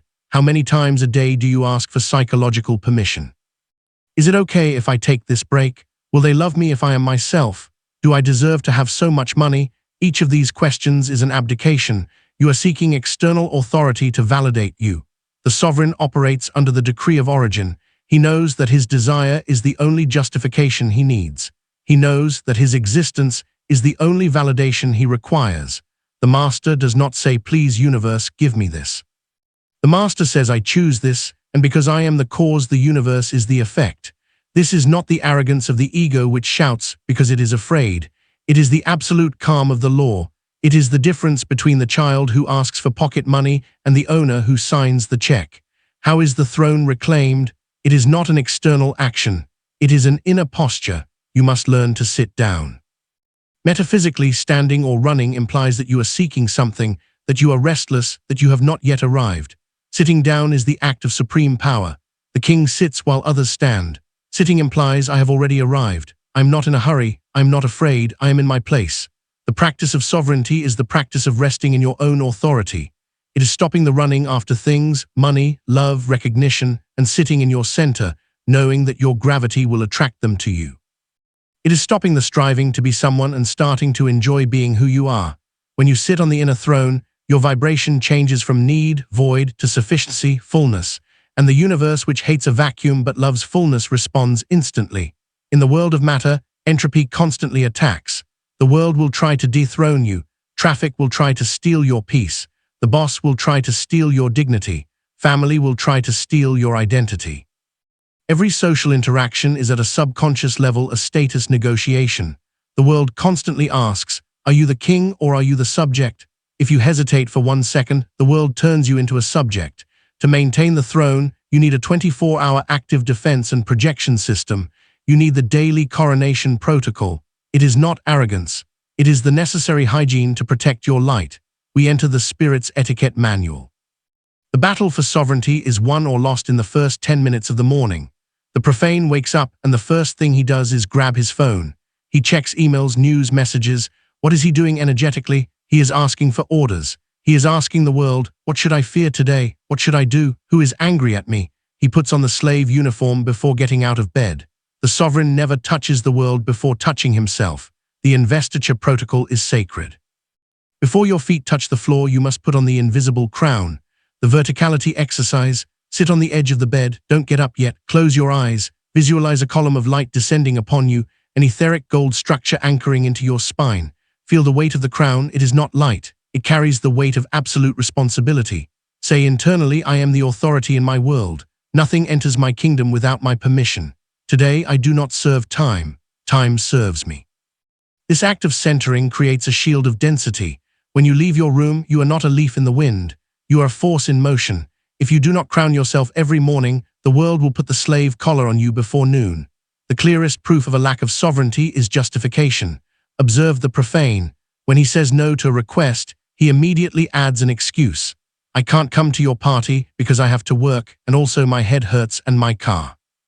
Why does he justify himself? Because he feels he has no right to deny access to his time. He feels he must apologize for having his own will. The king never justifies himself. The king exercises the royal veto. When the sovereign says no, it is a complete sentence. It is a sentence. It requires no footnotes. The post-negative silence practice. Starting today, when you refuse something, an invitation, a deal, a demand on your time, simply say, no, I can't. Or no, I'm not interested. And then be quiet. Feel the discomfort of the silence. The other person will wait for your excuse. Do not give it to them. Sustain the gaze. In that silence, your status elevates stratospherically. You are communicating, my will is law. I do not need excuses to dispose of my own life. At first, you will feel rude, but you will observe something fascinating. People will start to respect you more. The world despises the one who grovels and respects the one who stands firm. Your yes only has value if your no is unshakable. Let's talk about the eyes. Eyes are the emitters of the ray of will. The profane has an evasive, nervous gaze. He seeks approval. He scans the room to see if he is safe. The sovereign has the owner's gaze. Imagine you enter a room and you are the owner of the building, the owner of the company, the owner of the land. Not with arrogance, but with the tranquility of one who has the keys in their pocket. How would you look? You would not look with fear. You would not look seeking validation. You would look with benevolent evaluation. You would look to see if everything is in order. The scanning exercise. When you enter a place or speak with someone, imagine that everything you see is your creation. Because according to the law of mentalism, it is. Look at it calmly. Sustain eye contact for 1 second longer than is socially comfortable. Do not blink nervously. That gaze transmits a massive subconscious signal. I'm not afraid. I do not need anything from you. I am complete. That signal disarms aggressors and magnetizes allies. Sovereignty is above all an optical phenomenon. Haste is the mark of the servant. The servant runs because time is not his. It belongs to the master. He is afraid of being late. The king is never in a hurry. The king possesses time. If the king arrives late, the party has not started. The party starts when the king arrives. You must eliminate the vibration of haste from your system. Haste is a declaration of scarcity. It screams, there is not enough time, I'm not in control. The sovereignty protocol demands you move with deliberate slowness. Walk 10% slower, speak 10% slower, eat slower. When you slow your physical pace, you send a feedback signal to your brain. Everything is under control. There is no threat. Your cortisol level drops. Your charisma rises. A slow, deliberate movement indicates a greater gravitational mass. Large planets move majestically. Small asteroids move erratically. Be a planet, not a space stone. Force the world to wait a second. You will find that the world gladly waits for one who values themselves. Here we arrive at the core of power. A king can lose his territory, but he never loses his composure. If someone can make you angry, they have conquered you. If someone can make you cry or fear with a word, they are your owner. You have the remote control to your emotions in their hands. The sovereign builds an immunity field. It is a psychic barrier that says, your chaos does not enter my order. The crystal throne technique. Imagine you are sitting on an elevated throne surrounded by impenetrable crystal. Below on the floor, people shout, insult, cry, or panic. You see them, you hear them, but you are above. Their words hit the crystal and slide off. They do not touch you. You decide whether to descend to interact or not. But they cannot ascend. When someone insults or criticizes you, do not react. Do not defend yourself. Defense is weakness. If the king steps down from the throne to fight a peasant in the mud, he has already lost. Even if he wins the fight, look at the aggressor with detached curiosity. Think, wow, this subject is very agitated. How interesting. That emotional distance is pure power. Non-reaction to attack is the greatest humiliation for the attacker and the greatest victory for the sovereign. What is the king's greatest privilege? He doesn't have to lie. The servant lies to protect himself. He lies to please. He lies to manipulate. The king is not afraid of the consequences. Therefore, he affords himself the luxury of truth. Sovereignty is measured by your capacity to be authentic without apology. Say what you think with manners, but without the fear filter. Show what you feel. Don't laugh at jokes that aren't funny. Don't nod if you disagree. Every time you pretend to fit in, you are abdicating. You are saying the group's opinion is more important than my integrity. Paradoxically, this radical authenticity is what attracts the most. The world is hungry for something real. When they see someone who doesn't disguise themselves, they follow them instinctively. I must warn you, sovereignty has a price. The price is solitude. As you ascend to the 33rd degree, as you occupy your throne, many people will move away. Your old friends, accustomed to your submissive and compliant version, will feel uncomfortable with your new authority. They will call you changed, arrogant, cold. They will try to pull you back down into the mud with guilt. The sovereign must have the stomach to bear the solitude of the summit. You cannot take everyone with you. The eagle flies alone. The sheep go in flocks. You must be willing to walk alone for a while. You must learn to nourish yourself from your own source without needing constant validation from the tribe. But this solitude is temporary because when you shine with the light of sovereignty, you start to attract other sovereigns. You stop attracting victims and start attracting masters. You trade quantity for quality. You create a new court formed by equals, not dependent. Finally, how does the sovereign relate to money and matter? The king never needs, and the king requires. The difference is vibrational. Need is a hole begging to be filled. Requirement is a logistical order. When the sovereign needs resources for his work, he does not worry. He knows that the kingdom, the universal subconscious, exists to sustain the king. The king is the head. The kingdom is the body. The body does not let the head die, the attitude of the inheritance. Treat money not as something you must hunt, but as the taxes that reality pays you for the privilege of being governed by your consciousness. Expect abundance. Do not be surprised when it arrives. When you receive money, do not jump for joy as if it were an unexpected miracle. Nod your head and say, correct, the system is working. Let us continue. The normalization of abundance is the seal of sovereignty. Chapter 9. The Law of Vertical Time, of the Hourglass. The 9th law of the 33rd degree shatters the linear illusion. Time is not a horizontal line that runs from birth to death. Time is a vertical depth that opens in the present moment. The profane lives on the surface of time, horizontal. The master lives in the well of eternity, vertical. Welcome to the mechanics of the hourglass. To understand vertical time, you must first see where you live now. You live in horizontal time. It is a straight line. To your left is the past. Your memories, your traumas, your mistakes, your old identity. It is a cemetery of dead things you carry on your back. To your right is the future, your goals, your fears, your hopes, death. It is a phantom that has not yet been born. The human tragedy is this. Most people spend 90% of their mental life on the left lamenting or on the right worrying. They are almost never in the center. This means that technically they do not exist. They are phantoms. Their bodies are here. But their consciousness is traveling in time. And since energy follows consciousness, their power is not here. It is scattered in yesterday and tomorrow. That is why it is so hard for them to manifest. They try to build a house today with the bricks of yesterday and the labor of tomorrow. They have no strength in the now. The master makes a 90 degrees turn. He stops looking at the horizon line and looks down into the depth of the instant. He enters vertical time. Imagine that each second is not a step forward but a door inward. In vertical time, there is no before or after. There is only depth. How deeply can you feel this moment? How intensely can you live this second? When you enter verticality, psychological time stops. You have experienced this in moments of crisis, great love, or flow. The clock disappears. An hour seems like a minute, or a minute seems like an eternity. That is the natural state of the master. In verticality, you have access to your total energy. There are no leaks to the past or the future. You are a laser of pure presence concentrated on a single point, and that point is the creation point. The symbol of this law is the hourglass. Look closely at it. The top bulb is the future, infinite possibility. The bottom bulb is the past, crystallized experience, but action, movement. Life only happen in the narrow neck. That neck is the now. It is the only point where the sand moves. It is the only point where you have power. The profane tries to widen the bottom bulb, clinging to the past, or tries to break the top bulb, anxiety about the future. The master focuses exclusively on the neck. He knows that if he keeps the neck clean and clear, pure attention, the sand flows without friction. He knows that he can only process one grain of sand at a time. Anxiety is the attempt to force a ton of sand through the neck in 1 second. The result is a jam, the clock breaks, the nervous system collapses. The law of vertical time tells you, deal only with the grain of sand passing now, the rest is illusion. In mysticism, this crossing point is called the holy instant.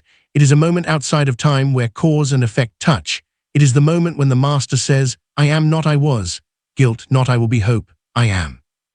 In that instant of absolute presence, you connect with the universal mind. The universe only exists in the now. God has no past or future. God is an eternal present. If you want to connect with the source of power, you have to go to where the source is here and now. If you are worried about tomorrow's money, you have disconnected from the source. If you are angry about yesterday, you have disconnected from the source.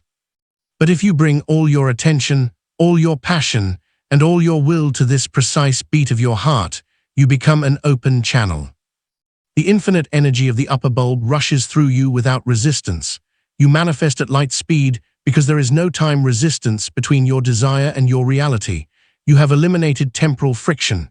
We know that horizontal time past future is the dimension of the phantom, the dimension where power is diluted and life escapes. We know that the only point of contact with reality, energy and divinity is the narrow neck, the holy instant of the now. But living in verticality in a horizontally designed world is an act of cognitive rebellion. Everything around you pushes you to leave the now. Deadlines push you to the future. Debts push you to the future. Regret pushes you to the past. Nostalgia pushes you to the past. Society is a temporal displacement machine. It wants you to be everywhere but here. Because if you are here, you are powerful. And if you are powerful, you are uncontrollable. To inhabit vertical time, you need resistance protocols. You need to learn to stop the world. We enter the chronochemy workshop. These are the tools to manipulate the perception and density of time, turning you into the lord of your hours. The natural state of the profane is temporal hemorrhage. His vital energy is bleeding away to tomorrow. I have to do this, or to yesterday. I should have done that. This physically manifests as anxiety. Anxiety is not a disease. It is a location error. It is the vertigo of trying to live in a time where your body is not. The master carries an emergency brake. It is a technique to cut the bleeding and bring all the energy back to the center in a microcond. The stop protocol. When you feel your pulse accelerating, mental haste, the feeling of I won't make it, you must act with immediate violence. 1. The verbal command. Say aloud or shout internally, stop. 2. The somatic anchor. Gently strike your chest or thigh. Physical contact brings you back to the body. Your body is always in the present. Your mind is the traveler. By touching the body, you force the mind to return to base. 3. The block breath. Inhale deeply and hold your breath. By holding the breath, psychological time stops. The brain cannot think about the future while in controlled apnea. You are forcing a system reboot for the now question. Exhale slowly and ask yourself, what am I lacking at this precise instant? Not in 5 minutes, not tomorrow, now in this second. The answer is always nothing. In this microcond you are breathing, you are alive, you are sustained. This protocol collapses the illusion of horizontal time. You realize that the problem is not here. It is in your imagination of the future. By returning to the now, you reclaim the energy you are sending to the imaginary problem. You recharge instantly. The hourglass has implacable physics. Only 1 grain of sand can pass through the neck at a time. If you try to force 2 grains, it jams. The glass breaks. In human life, the attempt to force multiple grains is called multitasking. The profane is proud of doing many things at once. He eats while checking emails. He talks on the phone while driving. He thinks about dinner during a meeting. He believes he is efficient. In reality, he is superficial. By dividing his attention, he divides his power. He lives on the surface of time where nothing is deep, nothing is sacred, and nothing is excellent. The master practices radical monotasking. He respects the physics of the bottleneck, one grain at a time. If he is eating, he only eats. He feels the taste, the texture, the gratitude. That act of eating becomes vertical, deep, nourishing. If he is writing, the world disappears. Only the pen and the paper exist. If he is listening to someone, that person becomes the only being in the universe. The task consecration ritual. Before starting any activity, no matter how small, washing dishes, writing a report, the master pauses and consecrates the moment. He says, for the next few minutes, this task is my universe. There is nothing else. I give my totality to this act. By doing this, time dilation occurs. When you put 100% of your consciousness into a task, subjective time slows down. You enter the flow state. You do in 20 minutes what takes the distracted profane 2 hours. Depth generates speed. Dispersion generates slowness. The master seems unhurried yet finishes everything before anyone else because he does not waste energy on the friction of task switching. How is an initiate's day organized? He doesn't use an endless to-do list that generates anxiety. He uses immersion blocks. The master divides his day into segments of vertical time. From 9 to 11 is the creation block. He closes the door, turns off the phone, dives into the well. During those 2 hours, the external world does not exist. From 11 to 12 is the management block. He opens the floodgates, answers emails. He is efficient and quick. From 1 hour to tuners is the nutrition block. He eats without screens. Each block is a mini life. Upon entering a block, you die to everything else. If you are playing with your children, work is dead. It doesn't exist. You cannot worry about a phantom. If you are working, family is temporarily dead. This capacity to compartmentalize is the key to mental health and high performance. It avoids temporal cross-contamination. The profane is always contaminated. At work, he thinks about home. At home, he thinks about work. He is never anywhere. He is always anxious.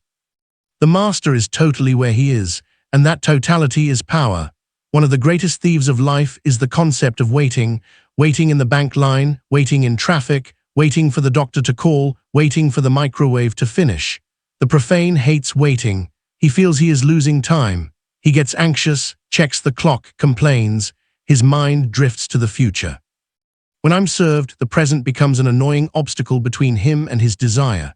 The 33rd degree master never waits. He has eliminated the verb to wait from his dictionary. For the master, there is no dead time. There is only unassigned time. When the master finds himself in a line, he does not project himself to the moment of being served. He uses that gift of unstructured time to sink into verticality. The vertical mind exercise. You are in a traffic jam. The car is not moving. Instead of getting angry horizontal, go downward vertical. Use that time to observe your breathing. Use that time to send blessings to the other drivers. Use that time to observe the sunlight on the windshield. Use that time to repeat your decree.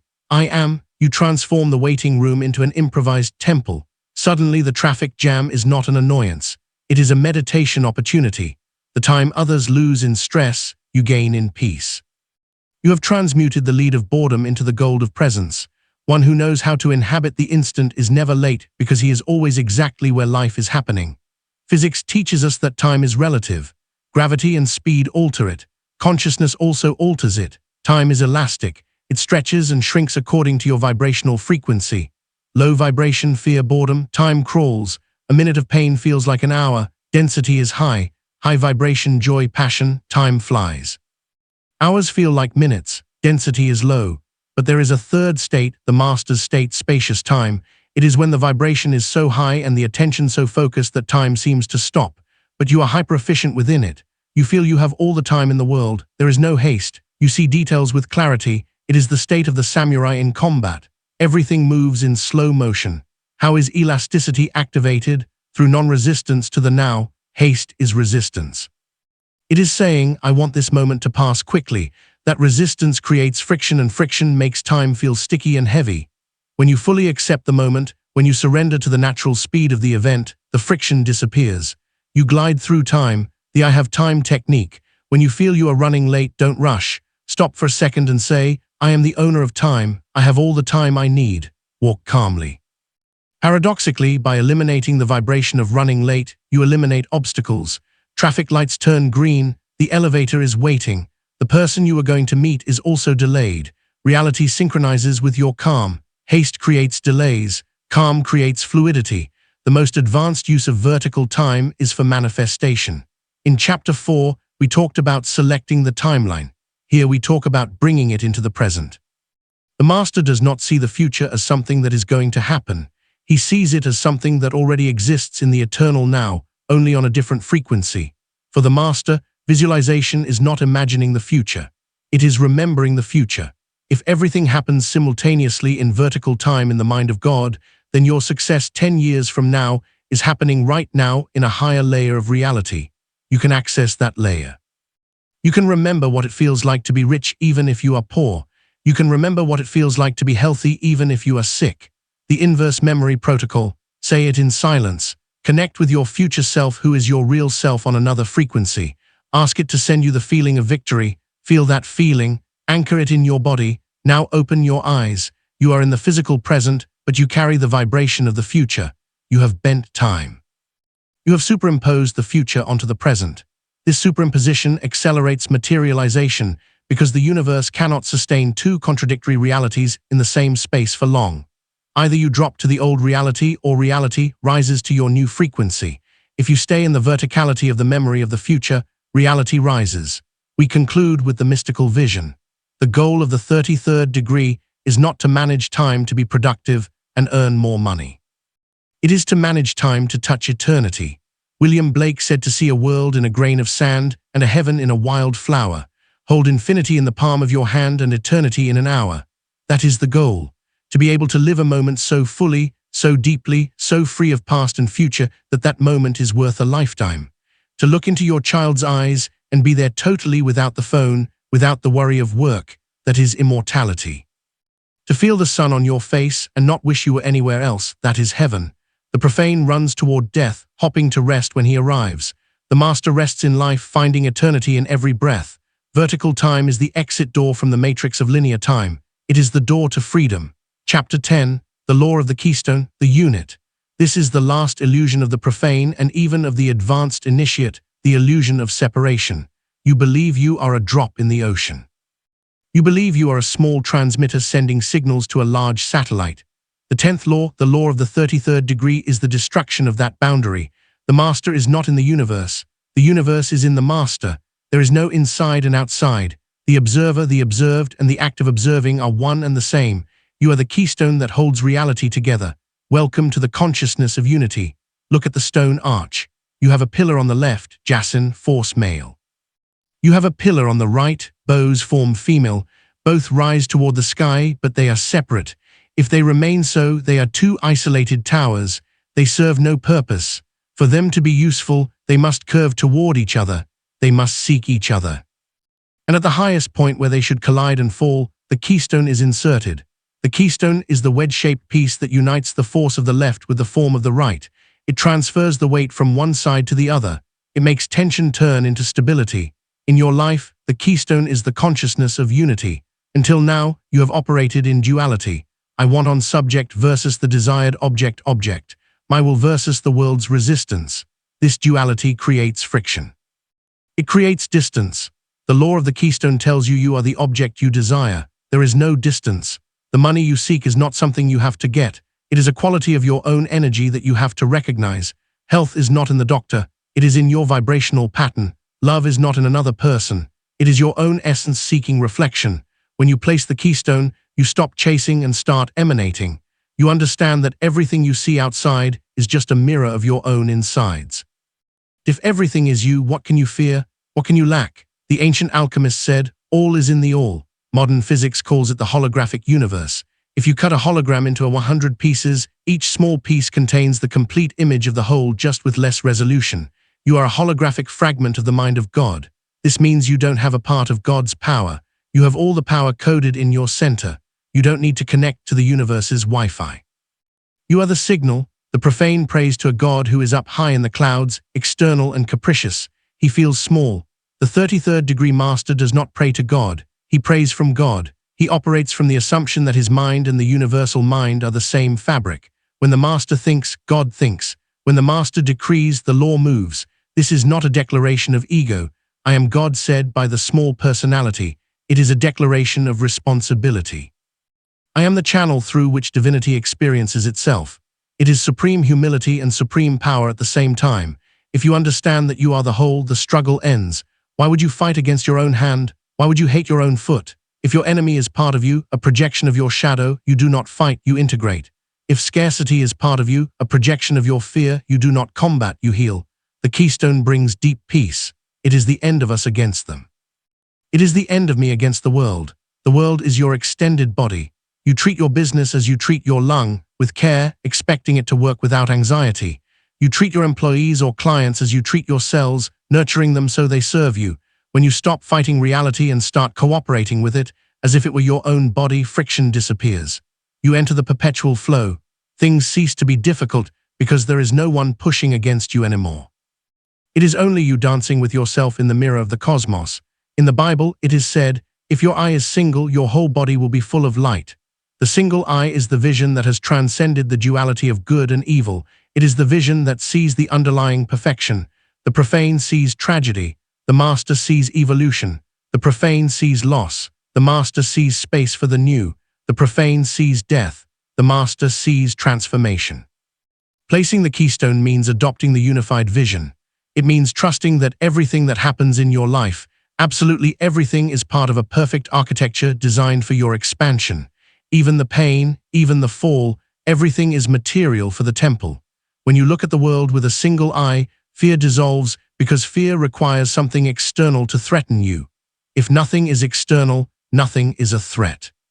You become invincible not because you have the strongest armor, but because there is no one attacking you. It is only you playing hide and seek with yourself. We know that duality, force and form, creates the necessary tension for life. But the tension only becomes stable and eternal when the keystone of unity is placed. You know that you are not in the universe, but that the universe is in you. But this truth is radioactive. If you touch it without preparation, your ego burns. The ego is designed for separation. Its job is to say, I am this and that is not me. To live the law of unity, you must hack the operating system of your perception. You must learn to walk down the street, see a tree, a building, or a stranger, and feel with the same certainty with which you feel your hand that that is also you. This is the fusion protocol. It is the grand inspector's final practice. You no longer inspect the work from the outside. You become the work. The first boundary you must break is that of your own skin. Your brain tells you that your skin is a wall that separates you from the outside. Physics tells you that your skin is a porous membrane, a field of constant atomic and energetic exchange. There is no point where you end and the air begins. It is a gradient. The master practices the expansion of the auric field. It is an exercise in variable geometry. The expansion ritual. Sit on your throne, close your eyes. Feel the boundaries of your body, feel the skin. Now visualize your consciousness as a gas, a luminous mist that is trapped inside the bottle of your body. Remove the cap, the crown chakra. Feel your consciousness expand. Fill the room. Feel the walls of the room as if they were your second skin. You are the room. Expand further. Fill the neighborhood. Continue until the earth is a small sphere spinning in your center. In this expanded state, your personal problems, the bill, the knee pain, become microscopic. They are events occurring inside one cell of your cosmic body. From this immensity, there is no fear. What can threaten the space that contains everything? This daily practice recalibrates your sense of identity. You stop being the particle and become the field. When you return to your small body, you bring the memory of immensity with you, and that memory gives you a dignity that no one can break. Unity is not just a solitary exercise. It is tested in contact with the other. And this is where most fail. They meditate on unity, but then they go out onto the street and judge the driver who cuts them off. That idiot. The moment you say idiot, you have broken the keystone. You have returned to separation. You have fallen from the 33rd degree to the 1st degree. The master uses a social technology called the namaste of power. It is not the submissive yoga greeting. It is a recognition of authority. It means the God in me sees and recognizes the God in you despite your disguise. The recognition practice. When you meet someone, especially someone difficult, an enemy, a debtor, a tyrant, do not look at their mask, their personality, their ego. Use your X-ray vision to look behind their eyes. There in the background is a spark of the same universal mind that inhabits you. That spark is trapped in a maze of fears and traumas, but it is there. Speak to the spark. Say internally, I see you, I know who you are me in another disguise. When you do this, a phenomenon of quantum entanglement occurs. By recognizing their divinity, you activate yours and often the other person reacts. They calm down. They treat you with respect. Don't know why, but they feel seen on a deep level. You have disarmed their ego by not fighting it, but by speaking directly to their sleeping king. Treating everyone from the beggar to the king with the same absolute reverence is not charity. It is the affirmation that you are everything. If you despise the beggar, you despise yourself. If you fear the king, you fear yourself. Unity eliminates social fear. How can you be afraid of yourself? We arrive at the final technical correction for manifestation. The profane tries to use the law of attraction. The word attraction implies that the desired object, money, love, is far away and you have to pull it toward you. This implies separation. It implies duality, and duality generates resistance. The 33rd degree master does not use attraction. He uses emanation.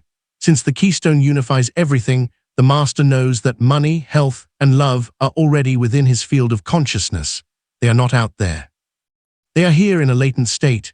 You don't have to go look for them. You have to emit them. Think of the sun. The sun does not attract light. The sun is light and emanates it outward. If you want love, do not go looking for it like a hungry beggar. Emanate love, vibrate in love. Become a star of love so dense that the planet's people have no choice but to orbit you. If you want money, do not chase it. Emanate value, emanate prosperity, emanate the feeling of wealth. When you shift from trying to get to starting to radiate, the pressure disappears. There is no more anxiety about the outcome because the source is within. Emanation is a constant outward flow, and by physical law, what goes out must be resupplied. The more you emanate, the more you receive. It is a perpetual high-energy cycle. If everything is one, and if the external world is a projection of your inner world, as we saw in the law of order, then you have one terrifying and wonderful responsibility. You are responsible for everything you see. If you see injustice in the world, there is a seed of injustice in you. If you see illness in your brother, there is a seed of illness in you. The profane says, "That's not my fault." He washes his hands. The master says, "This is in my reality. Therefore, it is part of my consciousness. I will heal it." This is the scientific basis of Ho'oponopono and distance healing. You do not try to change the other. You try to heal the part of yourself that is projecting that reality. The correction protocol. When you see something bad in your world, a tragic news story, a sick friend, a conflict, 1. Do not reject it. Do not judge it. 2. Bring it into your heart. 3. Say to the divinity within you, "I am sorry. Please forgive me for anything in me that has contributed to creating this reality. Thank you, I love you."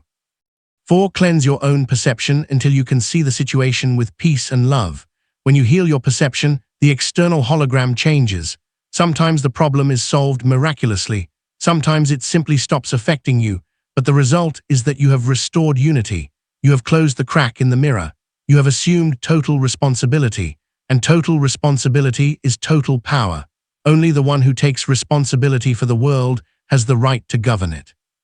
The keystone has one final property. It makes the arch eternal. As long as the stone is there, the arch supports itself by its own weight. It needs no cement. Gravity, which should destroy the arch, is the force that holds it together. When you achieve the consciousness of unity, you conquer death. Not necessarily the death of the physical body, which is a change of clothes, but the fear of extinction. If you are the universe, you cannot die. The wave may break on the shore, but the ocean remains the ocean. You are the water, not the wave. The master lives with a tranquility that unnerves mortals. He is not in a hurry because he has eternity. He is not afraid of loss because everything is within him. He is not afraid of loneliness because he is never alone. This invincible peace is the true treasure of the 33rd degree. It is the treasure that moth and rust do not corrupt. It is the peace that surpasses all understanding. It is the stability of the pyramid. What does the master do once he has achieved unity? Does he dissolve into light and abandon the earth? Sometimes, but the highest master chooses to stay. He chooses to return to the marketplace. He chooses to return to the world of duality. But he returns differently. He returns to hold the light for those still in the dark. He returns to be the keystone of his community, his family, his company. He becomes a pillar of stability in a world of chaos. People lean on him without knowing why. They feel that everything will be all right when he is near. His mere presence orders the room. His mere gaze calms fear. The ultimate purpose of all this training of the 10 laws is not just your personal enlightenment. It is to become an agent of stability for the cosmos. It is to become an anchor point where divine light can touch the earth without distortion. You are God's lightning rod. In the end, you realize that the temple you have been building is not a stone building, nor a bank account, nor a perfect body. The temple is humanity, and you are one of the living stones. By perfecting yourself by squaring your stone, you fit perfectly into the wall of human evolution. You make the whole structure stronger. Your personal success elevates the average of human success. Your freedom liberates others. Your light illuminates the way for those who come after. This is the great work. It is not about what you get. It is about what you sustain. The doors of the temple have closed. The ritual is concluded. You find yourself once again in the silence, but you are no longer the same man nor the same woman who entered the chamber of reflection at the beginning of this journey. You entered as a rough ashlar, unpolished, beaten by the gavel of chance, a victim of your own passions and the chaos of the world. But through the 10 laws, you have been carved. In the first phase, you learned the discipline of silence and order. You understood that power is accumulated by closing your mouth and organizing your mind. You learned to walk on the mosaic pavement, integrating your light and your shadow into a unified force. In the second phase, you took the tools. You aligned your life with the square of rectitude and the compasses of the spirit. You recovered the lost word. Learning to decree instead of ask. You accepted the fire of the phoenix, letting your small ego die so the sovereign could be born, and you learned the hydraulics of the pelican, serving the world to maintain your own flow. And in the third phase, you ascended to the throne. You sat in your own sovereignty, stopped time in the vertical hourglass, and finally placed the keystone, dissolving the illusion of separation between you and the cosmos. Now you carry the rank of Grand Inspector. But this title is not a medal to be worn before the profane. It is a burden of sacred responsibility. The Grand Inspector is the one who sees. He is the one who can look at the chaos of the world and not be dragged down by it, but who with his mere presence imposes order. He is the one who sustains the structure of reality for those who are weaker. You are now a pillar of the temple of humanity. Wherever you go, you carry the temple with you. Your mind is the lodge. Your heart is the altar. Your will is the gavel. You no longer seek the light. You have become the source of the light. The world will test you. Chaos will try to enter, but you will remain immovable, centered on your axis, knowing that nothing can touch the one who has conquered himself. Your work is finished. Your reign has begun. The final question is not what you will achieve, but what world will you build with the power you now hold? If this code has awakened the master in you, seal this pact. Subscribe to our channel, Path of Knowledge, to continue your instruction in the greater mysteries. Like this video as your signature in the Book of Life. Share this code with those who are ready to pass from darkness into light. Thank you for your work in the quarry. The work is perfect. Go in peace.